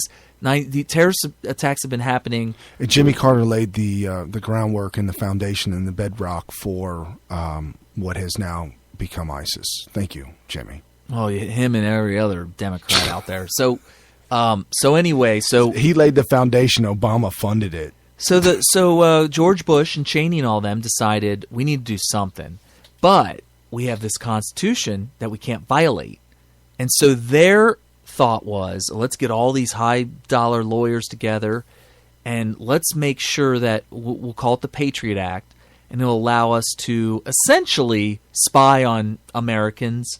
And I'm sure somebody's going to freak out because somebody knows more about the Patriot Act than I do. That's going to say, no. But essentially, the idea was you can phone tap people if they call outside of the U.S., but phone tapping between two U.S. to U.S. call would not be allowed. And there were all these really fine details that they all had to work out because they didn't want to violate the Fourth Amendment and several other amendments. His intentions were in the right place. Right. I believe that he truly and I had good intentions. I supported it at the time too. However, looking back, hindsight 2020. Looking forward, hindsight will remain 2020, and you will always get an evil president that will take complete advantage of anything you put in play. Well, have you ever heard of the impeach Bush movement while he was still in office? Oh, yeah. It was ridiculous. Oh, yeah. Well, if I look back at it and think about the stuff that they were talking about, I remember listening to liberal radio, listening to these people discuss when they were going to start the impeachment process on Bush. And of course, it made me steam back then. But what they were talking about is that he is breaking the law, he's violating the Constitution, and should be impeached ASAP because of the Patriot Act. And I remember my argument is number one, first of all, he wouldn't get away with it if it was illegal, which I didn't know enough about it to know whether it was legal or not. And second of all, hey, these people are patriots. These people don't want to violate anybody's amendments or rights. They're going to stop short of that because they're going to do the right thing, right? Which is that's the part that is a complete fail. And me defending it, I look back at it and I'm like, I was biased because I look at people like Bush and know that he's not going to throw me in prison while violating my he's not going to use something that violates the Fourth Amendment, let's say. So if you make a film and you put it on YouTube and then Benghazi erupts, you don't think Bush would arrest that filmmaker for starting it? No. Okay, good. Yeah, no, I don't think you I would. don't either. I know. You're saying that the Patriot was no. invoked on that? No, I agree 100% with you. No. Yeah. I'm just saying that Obama is the evil guy that would find somebody and say, hey, this fits the Patriot Act, and twist and molest it and say, no, dude, you're going to prison, bro. Right. You started Benghazi. And this is something similar as far as breaking the law, or using the law to be a tyrannical dictator is, the IRS scandal. Nobody got thrown in prison. Nobody even got fined anything. They're still doing it, by the way. IRS is still doing it. Oh, my God. There's Tea Party groups right now. There's an article this week. There's a handful of them right now that have been waiting 5+ years for the 501c3 to be approved by the IRS, and they still won't do it. And their argument is, well, you're a political organization. Well, meanwhile, all the Democrat political organizations have no problem getting their 501c3. None. So, yeah, and so the IRS... Planned Parenthood maintains their 501c3. How is that even possible? And forget the fact that they're creating the American Holocaust. Dude, they make the butcher of Baghdad look like a saint. Do we talk about Mao here ever? They are going to look back at this and attribute those deaths to America. Now, we don't have that lifelong dictator, lifelong leader, emperor, whatever you want to call here in the United States, but they're going to attribute the United States in general to those deaths. Megyn Kelly charged Marco Rubio with saying that a woman, abortion is wrong, except under rape or something else. Incest. Yeah. And aren't you, isn't that wrong for you to take that stance both ways? He's like, no, I never said that, and here's what's up. Oh, yeah, he did. He schooled her. I got the soundbite, too, but he schooled her. Right. I know we're still on Rand Paul, folks. We're not too far off. Don't worry. Well, there's so much happened during this debate. If you missed this 2-hour debate, man, did you miss out. First of all, why are you even listening to us? Because Well, because you're a low information voter. Well, no, I'm you're trying to listening teach you. to us for the highlights. This is the Cliff Notes. I know, but And no, I'm we're- saying if and you we're didn't, entertaining. if you did not watch those debates, Go you back. might say, "Well, I'm not going to vote for anybody in Republican." You need to watch this debate. Yeah, even if you're not going to vote for Republican, dude, the entertainment value, very high. Yes, it was very. So, okay, so let's get to the soundbite. This is Rand Paul and Chris Christie. Chris Christie is first, and he's speaking about the Patriot Act. He was asked a question about it, and he just started to defend himself, and then Rand Paul steps in afterwards, and then they go back and back. This is about 3 minutes long, but it's this is the most critical soundbite in the whole entire debate. entertaining. Cue up 15A. Here we go. Yes, I do. And I'll tell you why. Because I'm the only person on this stage who's actually filed applications under the Patriot Act, who have gone before the federal, the Foreign Intelligence Service Court, who has prosecuted and investigated and jailed terrorists in this country after September 11th. I was appointed U.S. Attorney by President Bush on September 10th, 2001, and the world changed enormously the next day. And it happened in my state. This is not theoretical to me. I went to the funerals. We lost friends of ours in the Trade Center that day. My own wife was 2 blocks from the Trade Center that day at her office, having gone through it that morning. When you actually have to be responsible for doing this, you can do it, and we did it for 7 years in my office, respecting civil liberties and protecting the homeland. And I will make no apologies ever for protecting the lives and the safety of the American people. We have to give more tools to our folks to be able to do that, not fewer, and then trust those people and oversee them to do it the right way. As president, that is exactly what I'll do. Megan, may I respond? May I respond? Go ahead, sir. Hold on, folks. When I was listening to this originally, I have to say something about what he just said. He's saying that he used the Patriot Act. He would use it again, protecting lives, following the letter of the law. However, that last little bit really makes me unsettled when he says we have to use more tools. Oh, I didn't even catch that.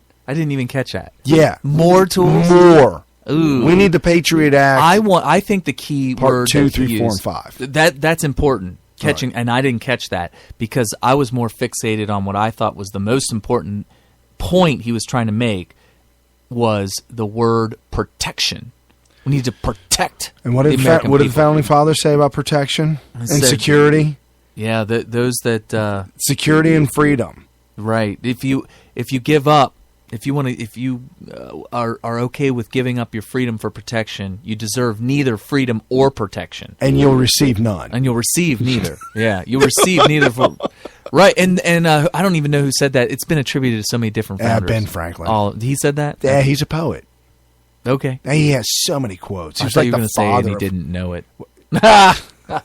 That's my joke for the day. Yeah, okay. So anyway, no, but the protection for him to say that, it's like, dude, have you not heard that quote? Right. Come on, Ben Franklin. Well, but Chris Christie is big into protecting the little people. No, it's all about what All the people. the Alinsky liberals do, Right. which he apparently is, which is Yes. scare people to give him more power. Right, because I'm the only one that can protect you. Me, big, fat Chris. Government. Me, big government. Big government. fat government. Yes. Huge. Giant, Obese government. So, okay, well, he's literally saying, if you don't give me the power, then you won't be protected. Right, and the power that we already have, we still need more, and we need bigger, More tools. better tools. Big giant tools. okay. So what does Rand Paul have to say Okay, about here's this? Rand Paul. I want to collect more records from terrorists, but less records from innocent Americans. The Fourth Amendment was what we fought the revolution over. John Adams said it was the spark that led to our war for independence. And I'm proud of standing for the Bill of Rights, and I will continue to stand for the Bill of Rights. And Megan, that's a completely ridiculous answer. I want to collect more records from terrorists, but less records from other people. How are you supposed to know, Megan? Use the Fourth What are you supposed Amendment. to? How are you supposed Use to? the Fourth No, I'll tell you how you Amendment. Get a warrant. Let me tell you something. Get you a go judge to sign a when warrant. you, Use the Senator. Go ahead, wait, Governor. Go ahead. For him to yell out exactly what he said, use the Fourth Amendment, get a warrant. I don't that even know right there. I don't know if Chris Christie knows what the Fourth Amendment is. Okay, him yelling that out and using that exact words right there, that ended the debate. Rand Paul won that, period. Right. Because what they were doing was they were collecting all of Verizon's records from all customers under the Fourth Amendment. They're saying, well, there's probable cause because there's somebody using this. There is a customer in Verizon somewhere that is clearly under suspicion with just cause. And because the one guy's last name is Osama Obama, Osama bin Laden. You have a customer named Osama bin Laden. We need all the records. Go ahead and give it all to us. The whole kit and caboodle, because he could call somebody else on I think Verizon. the argument they were making was, we have probable cause against Verizon. So we think Verizon's calling we're the Middle legally, East. Well, somebody is. Well, yeah, because Verizon is a one singular entity, and Right. one of its tentacles, meaning one of its customers, is calling the Middle East. So we need a warrant for Verizon. And we're allowed to search Verizon now. And since Verizon is also so has messed internet up. capabilities. That is so messed up. Okay, so the debate Hey, as far as I'm concerned, Yeah. Rand Paul, nothing Christie could say at this point could recover from that, but let's see if in he my mind, tries. right. Let's see if he tries. Christie, make your point. Listen, Senator, you know, when you're sitting in a subcommittee just blowing hot air about this, you can say things like that. When you're responsible for protecting the lives of the American people. Okay. Ad hominem attack. And what does that mean, Kerry? That means that since you can't win the debate on substance, you have to resort to personal attacks. And who does that? Somebody lost the debate. AKA liberals. Folks, I get into these talks all the time. And once somebody throws that out, you immediately have to close up shop, draw all the curtains, turn the lights off, flip the open sign to close. That's right. And walk the Don't forget to home. set the security. Oh, we set the security system. Beep, boop, boop, boop, boop. And walked up home. Get out of Dodge. You'll waste your time, waste your life, waste your energy, and in the end, you could have been spending it with your family. The only way Rand could have messed this up at this point is if he screamed that Chris Christie's Hitler. You know, they were all screaming Bush was Hitler. Right. Man. All right, here we go. Then what you need to do is to make sure that you Here's use the the problem, system the way Governor. it's supposed to Here's work. the problem, Governor. You fundamentally misunderstand the Bill of Rights. Every time you did a case, you got a warrant from a judge. I'm talking about searches without warrants, There is no- indiscriminately of all Americans' records, and that's what I fought to end. I don't trust President Obama with our records. I know you gave him a big hug, and if you want to give him a big hug again, go right ahead. And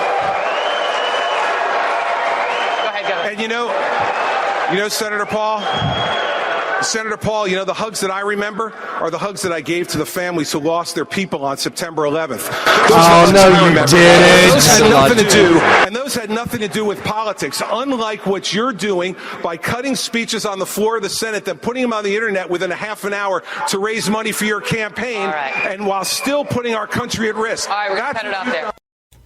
So he's literally, here's another logical fallacy. You should go to knowyourfallacy.com, I think is the name of the. There's a it's a site that allows you to figure out what logical fallacy that somebody's using. Don't misspell that word. Oh yeah. Right. Know your fallacy. It might be know your logical fallacy or something like that. Okay. But anyway, that would be an appeal to emotion. He's like, That's what he did instantly. yeah, he's like, you know what? I may have hugged Obama because I was trying to get a check, Raise money. yeah, raise money. But Which I just yelled at you and accused know you of raising money. I was hugging people that lost lives on 9/11. Their loved ones. It's like, come on, dude. You're violating the Fourth Amendment of the Constitution, and first you scared us, Right. by telling us you better let me violate your rights, or else you're going to die. And then they went back and said, no, listen. you got to let me violate your rights, because if you don't, you're gonna make people cry, and then I'll have to give them a hug. Oh, that's what it is. Way. So, and it's funny because there's a lot of hardcore Republicans, old school, from, they're old and they've been Republicans for the past 40, 50, 60 years, whatever. And they listened to what Christie said, and they were just like, right on, Christie, you won that. You just destroyed that little pipsqueak libertarian, But really, Christie just took the butt end of that debate big time. Whoa. But at the end of the day... Did you just say he took the butt end of that? The crap end of the stick. Do you think that a man's body is meant for penetration by another man? What? Huh, Christie? Oh, can you answer that one? Yeah. How is that not a debate question? It should be. Well, actually, she asked it to somebody. That's where you got that soundbite from. Oh, from Megyn Kelly. Megan, do you believe she was on MSNBC? Oh, of course. And they were trying to pound her. Wait, what? Sorry, they were grilling her about the garage, the marriage thing between two. The redefinition of marriage. Garage. Yeah. And so that's when she said that portion of Do you that. believe? Do you think that a man's body is meant for penetration by another man? What a question! Woo! Anyway.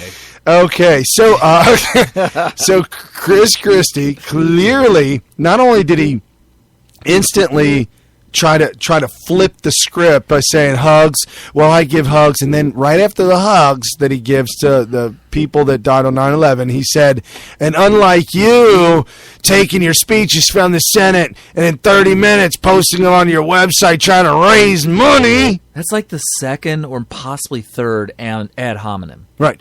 I know I was raising money with the hug from Obama, but I'm calling you out for raising money by using your speeches on the floor of the Senate in 30 minutes. I mean, that's what America... You've uploaded them in 30 minutes. Oh, my gosh. How long does it take to upload? I mean, that's actually impressive. He might actually have high-speed internet. Well, he is in a government building, and it probably has a T9 line. I don't know. What is it now? T1 was huge back in the day. You mean and that was on campus. That? Oh, man. I feel like I've really lost touch. I don't even know. Is there more than a T1 now? Oh, I'm sure. Oh, wow. What's a firewire? Uh-oh. All right. So, that was just an interesting exchange, because as soon as I heard it, I was like, oh, my gosh, this is literally establishment versus libertarian. Right. If you ever want to know what the big rift is in the Republican Party between the establishment and this new conservative, constitutional, libertarian wing of the Republican Party, that exchange between Christie and Rand Paul pretty much sums it up in a nutshell right there. Right. It's like, do you want to violate the Constitution to be all tough on defense, or do you want to just say, hey, it is what it is, we get all of our freedoms, and you know what? With freedoms comes responsibility. Let me do the... Because I threw it out there, the Marco Rubio. Oh, yeah, Marco Rubio. Yeah, this is we need to talk about what some of these people, like who won, who lost. I could see the look on your face that you probably have the same attitude as towards me, towards it as I do, which is... I mean, I'm not looking for a winner or a loser. I'm just looking for who's real and who's not. And I think that there were some that equally won and some that, to varying degrees, took a little bit of a hit. But because none of them were debating each other, there was no winners. You go into a sporting contest, they're always going up against each other. Scott Walker kept trying to go up against Hillary Clinton. Yeah, you know what? Scott Walker made a huge fail in that debate. Yep. And you know what that was? What was that? He didn't do anything to get noticed. No. He was a complete wallflower. Like what? Yeah, you said it right. Like when he had great things to say. The next day, all the news was not about him. Not at all. And I knew watching that debate that he was blowing it because he was too perfect. And here's what Marco Rubio got a question that was an incorrect question.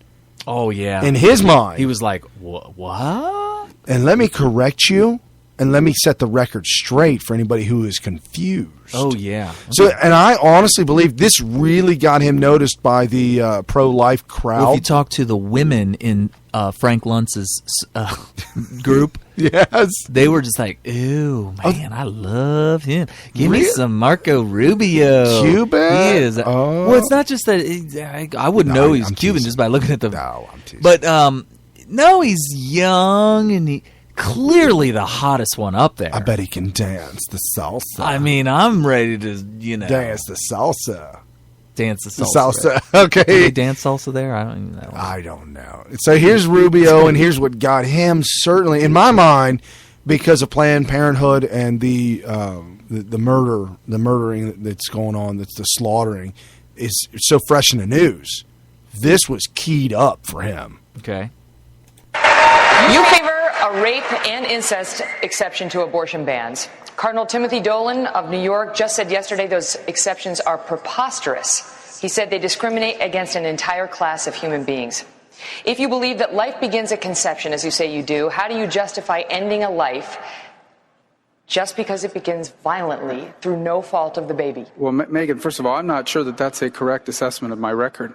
I would go on to add that I believe all You don't favor a rape and an incest exception? I have never said that, and I have never advocated that. What I have advocated is that we pass a law in this country that says all human life at every stage of its development is worthy of protection. In fact, I think that law already exists. It's called the Constitution of the United States. And let me go further. I believe that every single human being is entitled to the protection of our laws, whether they can vote or not, whether they can speak or not, whether they can hire a lawyer or not, whether they have a birth certificate or not. And I think future generations will look back at this history of our country and call us barbarians for murdering millions of babies who we never gave them a chance to live. Wow. That was a great answer. Tell me that's not big money right there. I mean, other than the fact, where did she, dude? How do you fail so big on that? Not only did she fail on that, but she failed on. She failed a couple times. If you think of it, if you really stop and think about it, there was what? How many candidates were up there? Was it 10, 20, 50, something like that? Okay, so they each got like 2 or 3 questions. So the whole 2 hours long, maybe a maximum of 30 questions. You have an entire giant global network, the most watched, the most rich, wealthy, well-paid network in the entire world, Fox News. You would think they would have vetted these questions very thoroughly. Unless Rubio was wrong. Was Rubio not remembering a time? I don't know. I will have to say, though, that he came out fairly boldly, and if he ever, at any given point in time, ever said he's down with that... Oh, he's in trouble. Oh, he's going to lose it. All credibility is flushed. People will be like, what happened here? You said one thing, and then you said, I've never said that, but you did. That's going to be the next debate question. Right. Oh, my gosh. Right. So, yeah, no, I thought Rubio sounded good. If you watched it, I mean, this is the best looking... youngest guy. Even my dad, who I was sitting right next to when we watched the debate, said, wow, he looks like a baby. I just can't see somebody that young looking becoming president. It's tough. I mean, it's almost like a Kennedy. And compared to the rest of the candidates up there, he looked like a baby. He looked so young. And I remember, I probably posted this on the internet somewhere, that I think voters are going to look at him and say, okay, I know he's going to be president, but we're going to wait one cycle because he's just too young looking. He needs to be older, right? Yeah, right. I think that. So Rubio has got the goods. What so is other? Well, hold on. What don't they like about him? Rubio? Yeah, is it the amnesty thing? Yeah, because the Gang of 8. Yeah, he's down. He's down with amnesty. They put him in the woodshed, right? And he didn't know. Like what happened? Well, he's young. He's brand new. They put him in the Gang of 8. He went behind closed doors with all the vultures and devils. And you gotta make sure your soul's right when you go back in that that back room. Right. Well, they figured he's headstrong. And what happened is they tricked him, and he comes out into the world, out of the woodshed, and says what he thought was right, and turns out all of his supporters were like, the heck are you doing? Right. And so ever since then, Rubio has been on a huge question mark. And we'll have to see. I'm sure that's going to come out. Let's say he becomes the front runner. That's going to be something that he's going to have to work out. Yeah, I mean, I love what he said. However, there's just some questionable things about. And I love what Rand Paul said. I love amnesty. The amnesty thing, and I love what Rand Paul said. But he's still on my do not vote for list because he had a choice between Tea Party candidate Bevan. Michael, is it Michael Bevan? Bevan. It's Bevan. Bevin of Kentucky, or the Obama supporter rhino Mitch McConnell. He had to choose one or the other, or he could have said, hey, guys, I'm going to stay out of this. And right at the last minute, when it looks like Bevins might have had a chance to beat Mitch McConnell out in the primary, he just said, screw you, Bevin, and completely endorsed, threw Bevin under the bus, completely endorsed the rhino Obama supporter Mitch McConnell. And Lindsey Graham just came out this week and said, better to lose the presidency than to win with Donald Trump. Oh, my dude, that is messed up. Dude, I think that Graham is literally running for Bernie Sanders now. I mean, flat out. He's going to ask, hey, Bernie, I'm going to help you win. Just make me VP. I mean, what? We've talked about this. We've talked about this on this show. You don't stay home. You don't vote third party. You don't write in. You don't vote for the guy that lost the primary because you're bitter because the wrong guy won the primary. You don't let communism take over, and that's what you're doing. Right. You let the communists take over the country, and when I mean take over, see, here's the thing about communism. They don't just rule for 4 years. They get in, you let the fox. It's like letting the fox in the hen house. You didn't let him in just to hang out for the day. You let him in, and your chickens are gone forever. And that's what happens when you let the communists into office in America. The Constitution goes away forever. It's gone. You don't get it back. Right. You don't get your rights back. You don't get your freedoms back. You don't get capitalism back. No. All these social programs are designed to chip away at capitalism permanently. So long after their 4-year term or 2-year or 6-year term is done, the communists, i.e. the foxes in the hen house, have destroyed everything forever. Right. You don't you don't unring the bell. Yeah. When you ring the bell is rung. You don't unring it. Yeah, that's right, and that's what you're doing. You may not be doing it directly. You're leaving it to everybody else to say. And all y'all that stayed home, curse you.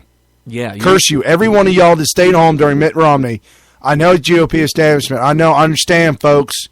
I understand he is what he is. Understand. 50 years from now, when you're old and on your deathbed and you see what has happened to this country and how different it is 50 years from now than it was that day you stayed home and let Obama win a second term, you can thank yourself. After Obama may be dead. Right. He could be gone, dead of old age, whatever. Doesn't matter. But you know what? His legacy will be a part of the communist puzzle that was put together over the top of the United States. I mean, literally, there is a red stain of communism on all of America. Even in the last two, he did 4 years, wasn't that bad? No. It was bad the first 4 years. In these last 2 years, he's doubled down exponentially. And he's already talking about running for a third term, i.e. abolishing the presidency. When he mentions in a speech in another country, I would win a third term if I ran. If that's not prepping the crew, and then they did a poll on it, and they said out of Republicans, they said 93% said no, 7% said they maybe. What? What are you doing? Where did that poll come from? I still don't understand why Catholics are only 56% of them are pro-life. This is ridiculous. Lost my mind. All right, so anyway. So Mitch McConnell is pretty much saying if Donald Trump is the nominee, that we'll go ahead and vote for Bernie Sanders. GOP. The communist. Yeah, he is the communist. He says he's saying the GOP will all vote Democrat. What a moron. He's worse than Mitch McConnell. He's a Lindsey. Wait, who's the guy from Las Vegas? Leaving Las Vegas? What's his name? I don't even care to know his name. Wow. Who's from San Francisco? Pelosi. Yeah, Nancy. I've lost. Harry Reid. Harry Reid. I was from Vegas. Yeah. Harry Dirty Reid. Dirty Harry Reid. Dirty Harry Reid. Lost his eyesight. His eye socket. Dude, he got beat. He said he fell down on his bike. He fell down on somebody's fist. Dude, he got taken to the woodshed like it's nobody's business because he didn't pay up his gambling debts. Oh. He's literally going to have to retire because he is suffering physical issues to this day from that beatdown. Wow. Okay, so back to... All right. The only thing that I got on Scott Walker other than his closing statement is this. I don't even remember anything he said. This 16-second clip. Hold on. This is Scott Walker. 16 seconds. Just 1 second on this, though. We spend a lot of time talking about Hillary Clinton and pitting us back and forth. Let's be clear. We should be talking about Hillary Clinton on that last subject because everywhere in the world that Hillary Clinton touched is more messed up today than before she and the We have many questions to come. Many questions to come. Okay. Yeah, and he actually interrupted. Was told to shut up. Right. And he didn't interrupt, but he interjected in between two questions or two things, and he must have known he was crashing and burning. Yeah. Nothing he said was not anything other than great. Everything he said was great. It's just that, did you know, I'm the only one that noticed this. He's the only candidate in which every single answer was done before the bell. Which is great. Wow. This is the thing. This is the problem. Nothing was off the cuff. It was all practice, perfect, rehearsed. You can make that argument. You definitely can. I look at it as this. It's communication efficiency. He got his point across right away. He was very concise and he needs efficient. To make a splash. He needs to make a splash. He needs. And you know what he needs? He needs to pull out a Louisville Slugger and just crack something, break it. He needs to find that 2x4 that Harry Reid got hit with. And say, I found the 2x4. You saw what it did to Harry Reid. Still has some of his blood. Some of his blood on DNA it. I'm going to use it on one of y'all. Right. And every one of his questions, even his closing statement ended before the bell. Speaking about that, it is the shortest closing statement. It's 50 seconds. Everybody else was like a minute and some change. They hit the bell. I'm going to play that right now. Okay. Because I don't even remember it. Here's Scott Walker's closing. Well, first up, for the cyber attack with Russia the other day, it's sad to think right now, but probably the Russian and Chinese government know more about Hillary Clinton's email server than do the members of the United States Congress. And that has put our national security at risk. If I'm president, he won't think about that. You know, he believes in the old Lenin adage that you probe with bayonets. When you find mush, you push. When you find steel, you stop. Under Obama and Clinton, we found a lot of mush over the last few years. We need to have a national security that puts steel in front of our enemies. I would send weapons to Ukraine. I would work with NATO to put forces on the eastern border of Poland and the Baltic nations. And I would reinstate and put in place back in the missile defense system that we had in Poland and in the Czech Republic. We would find steel. I'll tell you what, now that I listened to that, I remember that closing statement barely, but now that I heard it a second time, first of all, the analogy just went completely over everybody's head. Yeah, I had to listen. I had to listen to it twice when to catch. When you find mush, you push. When you find steel, you stop. And I'm like, first of all, I may have heard that analogy somewhere. I don't even know what he's talking about. Please, somebody call in. But even then, even if you did, I'm like, this is going to fly over everybody's head. And now he's talking about, we're going back to 63? Yeah. 62? Yeah. We're going to go ahead and put missiles in Poland? Well, Russia's taken over Poland. should we put our missiles back in Turkey? Well, they're not there yet. No, they were there, but JFK took them out. Oh, okay. No. I mean, Russia's not to Turkey yet. They haven't completely taken over the Middle East and ISIS. And speaking about that, now that you brought it up, breaking news in case you live under a rock. Yes, Russia has committed the largest military government hack of America in all of America's history. Well, and if you know anything about how things work internationally, that's probably part of the game. It's no different than sending spies. Well, why wouldn't you? Yeah, no. If it was my enemy, I'd be wanting to hack them all day. I'd have teams of hackers. There would probably be an entire military division devoted to doing that, called hackers. Yeah, it's like when the CIA has a whole division of military or of spies who physically go in, and just do espionage. I'd find all the 17-year-old greasy-haired kids that live in their mom's basement and do nothing but hack. And they would be good at it. Oh, boy.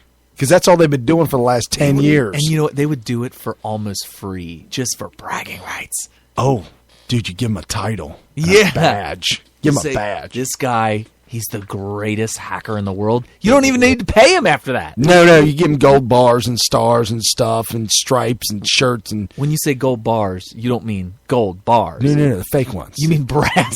Brass bars. Right. Somebody polish it up real good. Be good to go. Oh my gosh. So Scott Walker's just kind of like, What was that? Was that his closing statement? Yeah, we're gonna put a bunch of troops in Poland with a bunch of get the missile program going again. Right. I just whatever, dude. I don't know. That's not going to resonate with anybody. It didn't resonate. That's the problem. He got the lowest score on the on who won the debate. Drudge Report had their poll on the debate, and I think he came in last, didn't he? Not because of anything he said. No, he did not come in last, according to Drudge. I said Judge. He is the judge. Drudge is the judge. I've got a lot of respect for the Drudge. Yeah. I have his app. Okay. Yeah, he's got an app out there. He's a troll. Oh, man. And you know what? I love it because I go to look there. And you're like hook, line, and sinker. Is he going to troll me today? Oh, he did. How many times is he going to troll me today? It's going to be all day. Is it going to be under 10 or over 10? You're going to fall asleep, and your wife is going to walk in on you and see you sleeping with your phone open to a bunch of Drudge articles. I got trolled on all of them.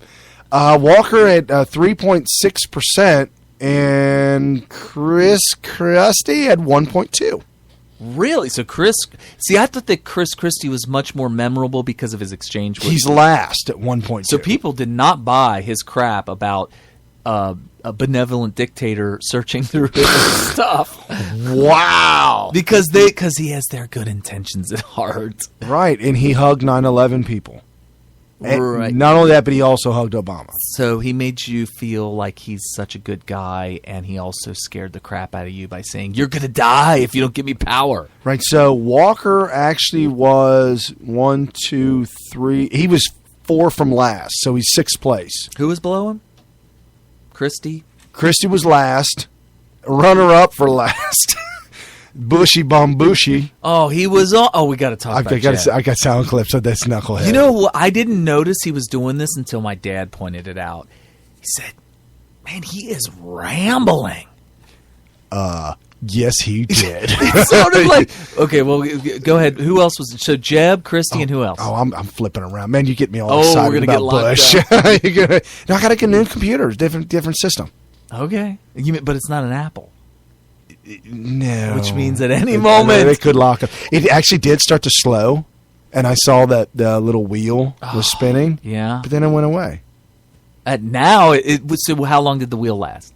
Oh, a while. You were talking. Really? Like you were going through a ramble, and I was like, dude, when he stops rambling, it better come back. Because if not, I'm going to ask Carrie to ramble some more. Right. Come on, Jeb. Is that what you're going to start calling me? It came back. I'll pull a Jeb Bush on you guys. All right. Well, but when you... No, when you ramble, it's good stuff. No, I was just doing Jeb Bush right there. That was Jeb Bush. Yes. So we need to dub in the Peanuts parents. It's parents and teachers, whatever. Talking. All adults into what? How did we not do this mention? Oh, by the way, copyright Smith Radio. If you all do this, you all violated copyright. Right. So Chris Christie, last place, runner-up, Bush, second runner-up. Can you not read it? Or is it not in order? It's not in order. It's not in order. Oh, okay. Huckabee. That's shocking. You know what happened there? Those were people that okay, so the people that voted in this were already done with Huckabee because Huckabee did great. Right. But we all know we're done with him. I'm done with Huckabee as well. Everybody's done with him, but everybody who's done with him will admit, if they're being honest, they'll admit that he did great. Right. Fox News reporter asked Mitch McConnell. He's like, yeah, so I know you're probably going to not make the debate unless you step it up a little bit. It's about a week away, so what do you think? Who was it? Mitch McConnell. And he's like, well, this thing is stupid the way you guys... He's like, it's stupid, and it doesn't work, and this isn't how you're supposed to get a president. Well, what does he suggest? I don't know. Do a complete all 17 runner every single time? Maybe 24. How about people that haven't decided? Undecided. I'm undecided. We've got undecided Brian Smith from Smith Radio. No, not undecided. Uncommitted. We're not committed. Yeah, I'm not committed. You know, if a this is my exploratory. That's right. If a third party dumps a duffel bag. Oh my god! I just might jump ship. I'm gonna tell you right now. This is how bad I want to prevent communists from taking over our country. If somebody dumped a duffel bag on me, I am going Democrat light. Wow! Because I'll pull votes away from the communists. True. I will play the role. What would the third party Democrat takeaway be? Remember the Green Party? Oh, Ralph Nader. Nader, that's right. I'll straight go green. I'll straight go green. Yeah, Green Party. Oh, wow. So who was I saying? Oh, Bushy Bun. Oh, yeah. Hold on, let me look at what. Not as close. The Iraq War. What about it, bruh? She asked him. She said, "Hey, your brother is responsible for Iraq War and the debacle there. So since you're his brother, you're clearly George Bush, right? You are actually George Bush, right? Well, she brought up his statement, what he said about it, and so then he comes back to confirm. Confirm what? She's right. That he is George Bush? Reincarnated. I mean... they were. Hey, wait a minute. Channeling. No, Ben Carson said he separated Siamese twins before. They're talking about Jeb and George. Done. There you Done. go. So here's Jeb on the Iraq War question, and was the Iraq War a mistake to go into the war? And by the way, he's been asked this before. Well, he wiffle waffles and gets squeamish and wiggles his way out. In this or earlier? Listen to the sound clip. All right. Listen to the sound clip. I thought he rambled. Governor Bush. For days on end in this campaign, you struggled to answer a question about whether, knowing what we know now, you would have invaded Iraq. Megan. I remember it too. And ISIS, of course, is now thriving there. You finally said no. To the families of those who died in that war, who say they liberated a country and deposed a ruthless dictator, how do you look at them now and say your brother's war was a mistake? Knowing what we know now, with faulty intelligence and not having security be the first priority when we invaded, it was a mistake. I wouldn't have gone in. However, for the people that did lose their lives and the families that suffered because of it, I know this full well, because as governor of the state of Florida, I called every one of them that I could find, to tell them that I was praying for them, that I cared about them, and it was really hard to do. And every one of them said that their child did not die in vain. or their wife or husband did not die in vain. And so why it was difficult for me to do it was based on that. Here's the lesson that we should take from this, which relates to this whole subject. Barack Obama became president, and he abandoned Iraq. He left, and when he left, Al-Qaeda was done for. ISIS was created because of the void that we left. And that void now exists as a caliphate the size of Indiana. To honor the people that died, we need to stop the Iran agreement for sure, because the Iranian mullahs have their blood on their hands, and we need to take out ISIS with every tool at our disposal. Okay, so if that bell didn't ring, that was another 15-minute soundbite. I'm telling you. Right. I could tell that he was like, first, we need to ding ding. It's like, oh my god. Like, the preface to the question was like the whole minute. Right. Oh, it's painful that he was just struggling to pull out. He needed to just say, listen, there's a reason why we went into Iraq, and and I could talk to you for a half hour about the justification for it. Right. But I have 1 minute to answer this question, so I'm just going to have to say that whatever, blah, blah. And by the way, I'm really shocked. You know, George shut down in the last 2 years of his presidency. Yeah. And it was frustrating because it left me flapping out there in the wind defending his stupid war in Iraq. It was justified. If you look at sickbias.com, I write a perfectly, how well documented was that essay I wrote? Excellent. It has all the links to the Wikipedia articles that justify our invasion of Iraq. It was totally justified. Absolutely. The fact that it turned into a debacle was after, you have to make a decision when you destroy a country through war. You have to decide whether we're just going to go ahead and make that the 51st state of the United States. And here's the thing with that. And looking back, absolutely the Butcher of Baghdad needed to go.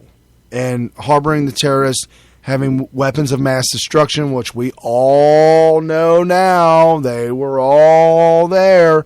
Well, not only were they all, there's evidence that they were all there at that point. Right. The argument was also, did he ever have them? Of course he used them. Right, on his own people. So by removing the Butcher of Baghdad, first of all, great, that's awesome. Okay, good. Secondly, liberating the people and rebuilding their country. Okay, that's great. Now trying to install a democracy and giving freedom to people who won't fight for that freedom or die for that freedom. They have to do it. Right. You can't say, all right, you're going to get freedom because freedom's good and you want it and you're going to take it. You're going to take it down your throat. Now you're going to go out there, take this gun. You go out there and shoot up everybody who opposes you. See, and the problem is that when Obama announced that we were leaving on February 2nd at 12 p.m. Everybody they pulled out the calendar and marked their calendar. Right, set the alarm clock. And as soon as that happened, ISIS, like 5 ISIS or ISIL, whoever you want, walked up to 150 troops in Iraq and said, just 5 guys, said to 150 troops, give us your guns or we will kill all y'all. And so the 150 guys ran away screaming and yelling like 12-year-old schoolgirls. 5 guys? That's all it took. People would walk up, ISIS would walk up to these installations and the Iraqis would literally flee for their lives. That is so messed up. All the tanks, all the Humvees, all the AK-47s, all the rocket launchers, technology, high-tech stuff, infrared vision, goggles, knives, everything that the American military had that gave to the Iraqi military, all now in possession of ISIS. Some of them we never gave to them. We just fled and left them there. And apparently, new article this week, 43 Hilux Toyotas. Look it up, Hilux Toyota. They're the high-end 4-door Toyota pickup trucks. 43 of them. Somehow Obama sent 43 of them to Syria, right in an area where ISIS was, and ISIS walked across the street, picked them all up, and received the goods. So Obama did this. Yeah. What is he doing? Well, they sent them. They didn't mean to send them to ISIS, though. Well, who did they mean for? They were for the Syrians to help continue their civil war. However, where they were parked in the parking lot, it was like a ride-share parking lot. So it was like all the keys are still right. It was unclaimed ride share. I mean, it's ride share, and all the keys are in them. And there are notes to say, please don't take these. These are for the good guys. These are for the good guys. And ISIS is like, we are the good guys. And Obama's a Muslim. He meant them for us. So is Obama definitely a Muslim? Oh, wholeheartedly. Well, that's what they believe anyway. 100%. Of course. Right. Oh, so. That's just enough to make my eyes bleed. Speaking of bleeding. Yes. Did you hear that? The story about Donald Trump saying that Megyn Kelly is bleeding from somewhere.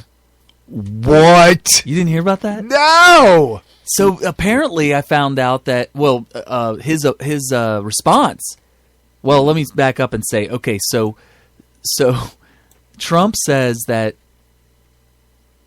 Megyn Kelly is bleeding from her eyes and bleeding from her whatever. What?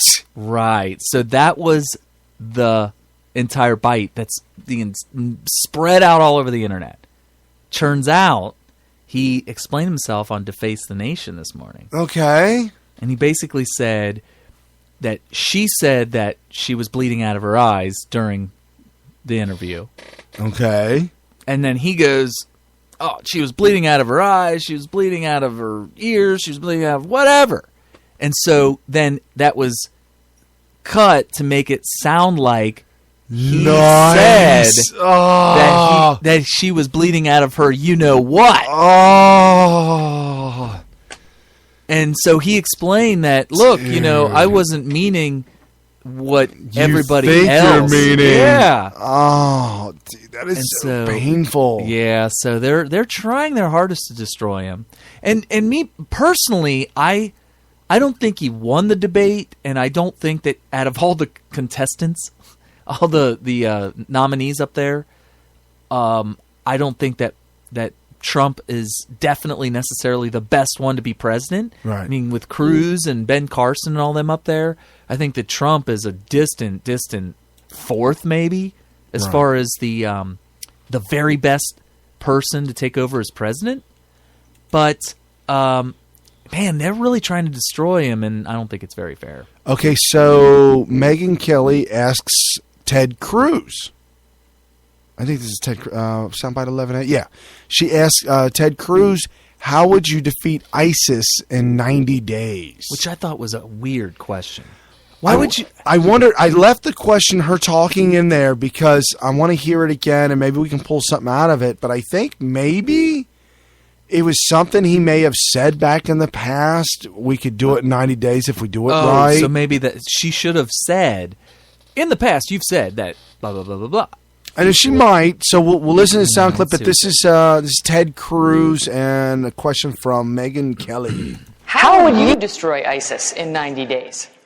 Megyn, we need a commander-in-chief that speaks the truth. We will not defeat radical Islamic terrorism so long as we have a president unwilling to utter the words radical Islamic terrorism.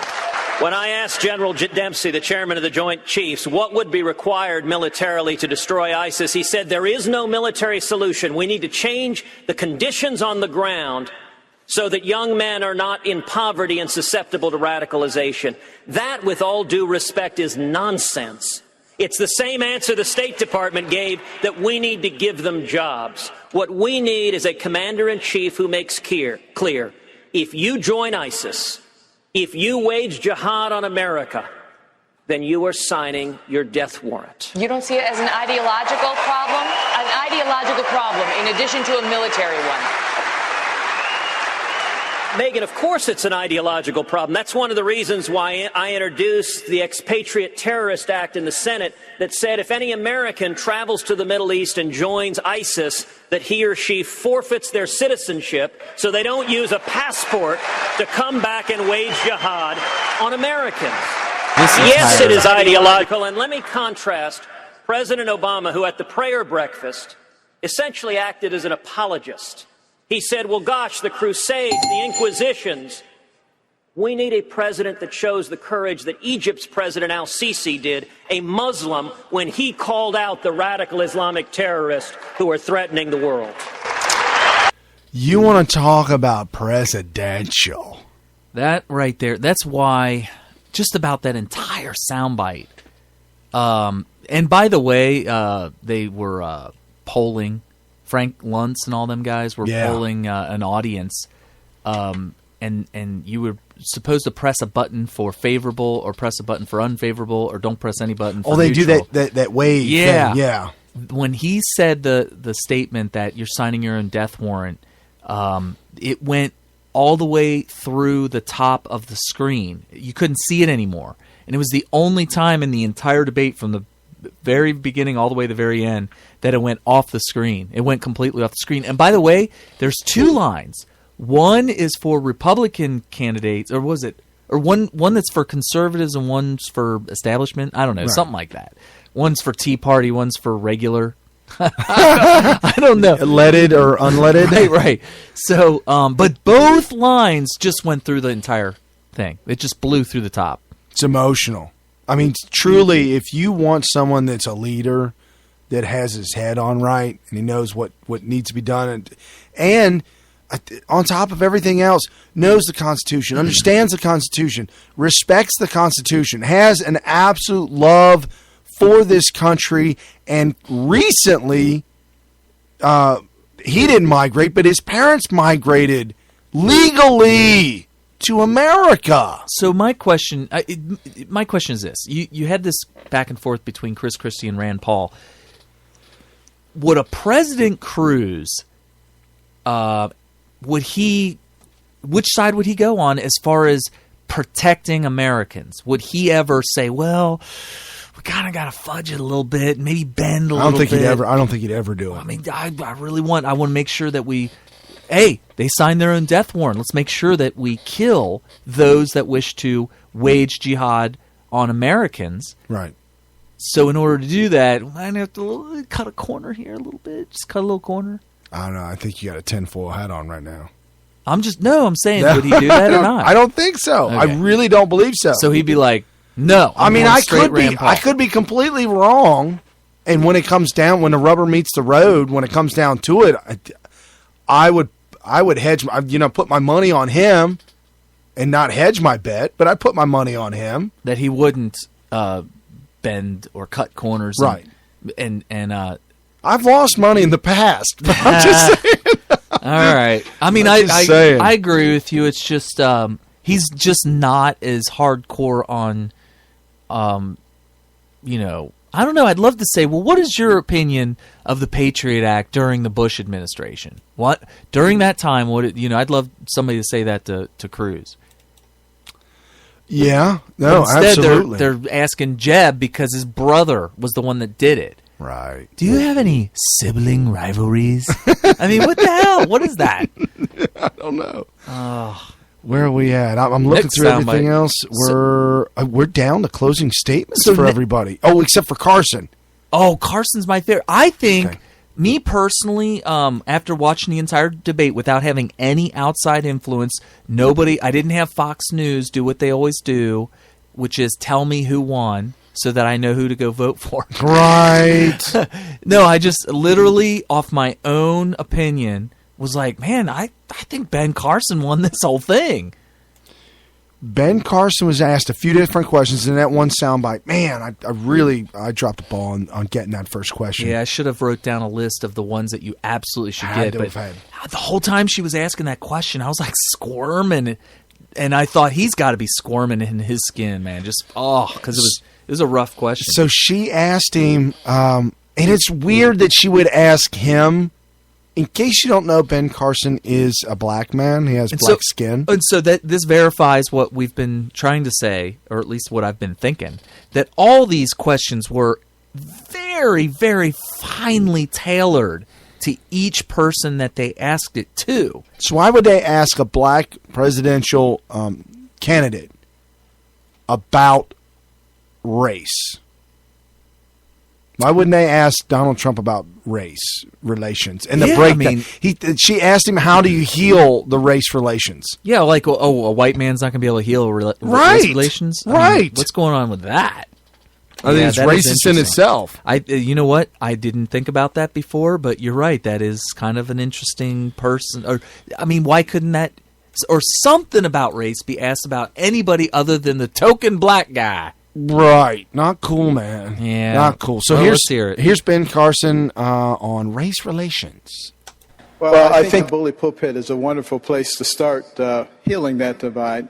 You know, we have the purveyors of hatred who take every single incident between people of two races and try to make a race war out of it and drive wedges into people. And this does not need to be done. What we need to think about instead, you know, I was asked by an NPR reporter once, why don't I talk about race that often? I said, it's because I'm a neurosurgeon. And she thought that was a strange response. And I said, you see, when I take someone to the operating room, I'm actually operating on the thing that makes them who they are. The skin doesn't make them who they are. The hair doesn't make them who they are. And it's time for us to move beyond that because, you know, our strength as a nation comes in our unity. We are the United States of America, not the divided states. And those who want to destroy us are trying to divide us, and we shouldn't let them do it. Oh, I just now picked up on that. He is literally saying that, let's just cut to the chase. He said the Democrat Party is trying to destroy the United States. And particularly Obama, for the division that he's caused. If you're dividing us, you're destroying us, Obama. He should have injected them. Yeah. Yep. Yep. I didn't catch that the first time through. Wow. He flat out said, y'all are trying to destroy. You're not just trying to. Wow, that's a bold statement. Yeah. But no, I mean, did you hear the cheering? Obviously, people are finally they're all on board with just doing having a truthful conversation about race, which is, for the most part, a vast majority of people are not racist, and that they can get along with the other opposite race, whatever they are, if they're white, black, white, if you're brown, whatever.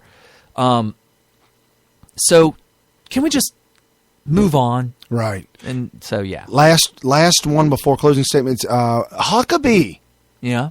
I thought he did well. Is government too big to shrink? Which I thought was an odd question. I thought he was going to do a play on that and say something about too big to fail. Right. But he didn't. No, he didn't. Okay. And so this soundbite goes on. He says what he says about that. Then he starts to dip into tax and things like that. And Ben Carson steps up and like it was his turn. He starts laying out his cards for tax and what needs to be done, which is pretty phenomenal. So Huckabee. And then Carson follows up to close Huckabee's statement for him. I love it. So the question is, at this point, is the government simply too big for any one person, even a Republican, to shrink? It's not too big to shrink. But the problem is we have a Wall Street to Washington axis of power that has controlled the political climate. The donor class feeds the political class who does the dance that the donor class wants. And the result is federal government keeps getting bigger. Every person on this stage who has been a governor will tell you that the biggest fight they had was not the other party, wasn't even the legislature. It was the federal government who continually put mandates on the states that we had to suck up and pay for. And the fact is there are a lot of things happening at the federal level that are absolutely beyond the jurisdiction of the Constitution. This is power that should be shifted back to the states, whether it's the EPA. There is no role at the federal level for the Department of Education. And I'm still one who says that we can get rid of the Internal Revenue Service if we would pass the fair tax, which is a tax on consumption rather than a tax on people's income, and move power back where the founders believed it should have been all along. Dr. Carson, Dr. Carson, do you agree with that? What I agree with is that we need a significantly changed taxation system. And the one that I've advocated is based on tithing, because I think God's a pretty fair guy. And he said, you know, if you give me a tithe, it doesn't matter how much you made. If you had a bumper crop, you don't owe me triple tithes, and you had no crops at all, you don't owe me no tithes. So there must be something inherently fair about that, and that's why I've advocated a proportional tax system. You make $10 billion, you pay $1 billion. You make $10, you pay $1. And everybody gets treated the same way. And you get rid of the deductions, you get rid of all the loopholes. And that was it. They cut him off. Yeah, I mean, well, that was supposed to be a response. You know, the responses were only 30 seconds. Right. He went just a little over 30 seconds. Right. Because that was part of the rules. If you do a statement, it's a minute, 60 seconds. If somebody has to respond directly to it, then it's 30 seconds. But anyway, and no, I mean, so Huckabee is advocating for a fair tax, which includes like a sales tax, which is that's what he means by consumption tax. So consumption means you buy stuff, and when you buy stuff, there's a sales tax associated with that. And then what he's saying on the fair taxes is, for the most part, most of your tax is going to come through the purchase of products. So if you're poor and you can't buy a lot of stuff, you're not buying anything, you're not paying tax. A lot of taxes. Right. Yeah, if you don't buy anything, you're not paying any tax. Right. But if you buy, let's say you spend $1 million for stuff. What about the guy who lives off the land? You know, the fat of the land. You know, the natural guy. Oh, I thought you were talking about George and Lenny. Yeah, they live off the fat of the land, or at least they were going to before. Oh, whoa! Of Mice and Men. Yeah, I know. Oh, okay. You skip. All right, we just. Else. How many rabbit holes did we fall down on that one? Did you say rat holes or rabbit holes? Did we fall down a rat hole? A rabbit hole. Okay. No, I was going to say, we're talking about rabbits, right? Of Mice and Men. I'm going to pet the rabbit. He's cuddly. Until he breaks the neck of the rabbit. It's kind of like in Tommy Boy. Tommy Boy did that. Yes, there's a lot of parodies of Mice and Men. But anyway, good times. No, so he wants that kind of a tax, a consumption tax, and there would probably be a flat tax in addition. I think the fair tax, you'll have to look it up on the old Googles, on the intrawebs. But okay. I think it's a combination of a consumption tax, which is sales tax, and a flat tax. But what Ben Carson, he didn't bring up a consumption tax. He just said flat tax, which would be 10%. Tithing is what he compared it to. You know, I tell you what, I don't mind 10% because according to stats right now, with what we buy and what they take out of our check, we're somewhere around the 35-40% mark. And I think that taxes, progressive taxes, which is where the more you make, the higher the percentage of what you make gets taxed. I think it's painful. No, I think it's unconstitutional. Right. Because I think there's a lot of unconstitutional laws where if you have equal protection under the law, which means that, for instance, if Brian kills somebody in cold blood, that would be murder. But maybe I could kill somebody in cold blood. That's not murder. That would not be equal protection of the law. Right. That wouldn't be equal application of the law. I think that to say that somebody, because they did something different, earned something different, whatever, that they should pay a different percentage, I think is not equal protection of the law. You're penalizing and you're showing to everybody the more money you make and the better you do, the more pain is going to come to you by the government. Right. I think it should be a flat tax. Right. Flat being the same percentage across the board. See a lot of low information voters. They don't understand that. They think that if you pay $100 in taxes for the year, that somebody that made $10 million pays $100. Not only that. That's how dumb they are. Right. I'm sorry. No. If you're one of those guys out there, first of all, you're dumb, but that doesn't mean you can't learn. Don't tell me for one split second that if you make $35,000 a year and you're married, family, whatever, it doesn't matter, that you've paid in enough taxes and you don't get an income tax return or EIC, earned income tax return, which is just complete malarkey. It is. Because you didn't earn anything. It's like what they always do in Washington. They look at what it actually is, and they call it 180 degrees opposite of what it actually is doing. So I had a low information voter tell me, oh my gosh, that they got Obamacare and they needed some work done, and they showed this card, said, I don't have insurance, but I got this. And they're like, oh, yeah, that's Obama. That's fine, yeah. And she's like, well, do I owe you anything? She says, nope, it's all completely covered. And then this person looked at me and said, well, I guess because I paid in my taxes for so much that's what covered it. Oh, hell no. Not only that. Hell no. But this person qualified for $0 down paid to Obamacare. So he didn't have to pay a dime. Correct. Because he qualified. To get the Obamacare, to do the Obamacare, to all that. And it's free. Meanwhile, there's tons of people that can't even get Obamacare. Can't afford it. Because it's too expensive. Well, I mean, even your dad. Oh, your dad has to wait until he gets old to get the Medicaid for senior citizens. He's floating. He's floating. Yes, he's got to float it. Yes, it's like writing a check. He's literally 5 days. Floater. He's a floater. Yes. Like it's 5 days before payday, and you write a check. Oh, and then you write a second check 2 days before payday to cover that check. Oh no, you didn't. Oh, and when you're overseas in the military, it takes 7 days for a check to clear. Well, used to. I don't know why I would know that though. Oh, you probably heard it from somebody. Probably. So you want to do the closing lightning round? We got 10 sound bites. Lightning round. Closing statements. Quick. Lightning round. Let's go. Here's Huckabee's. Can we talk while we're doing it, or that would echo? Can't echo. Huckabee's closing statement. 43 seconds. It seems like this election has been a whole lot about a person who's very high in the polls, but doesn't have a clue about how to govern. A person who has been filled with scandals and who could not lead. And, of course, I'm talking about Hillary Clinton.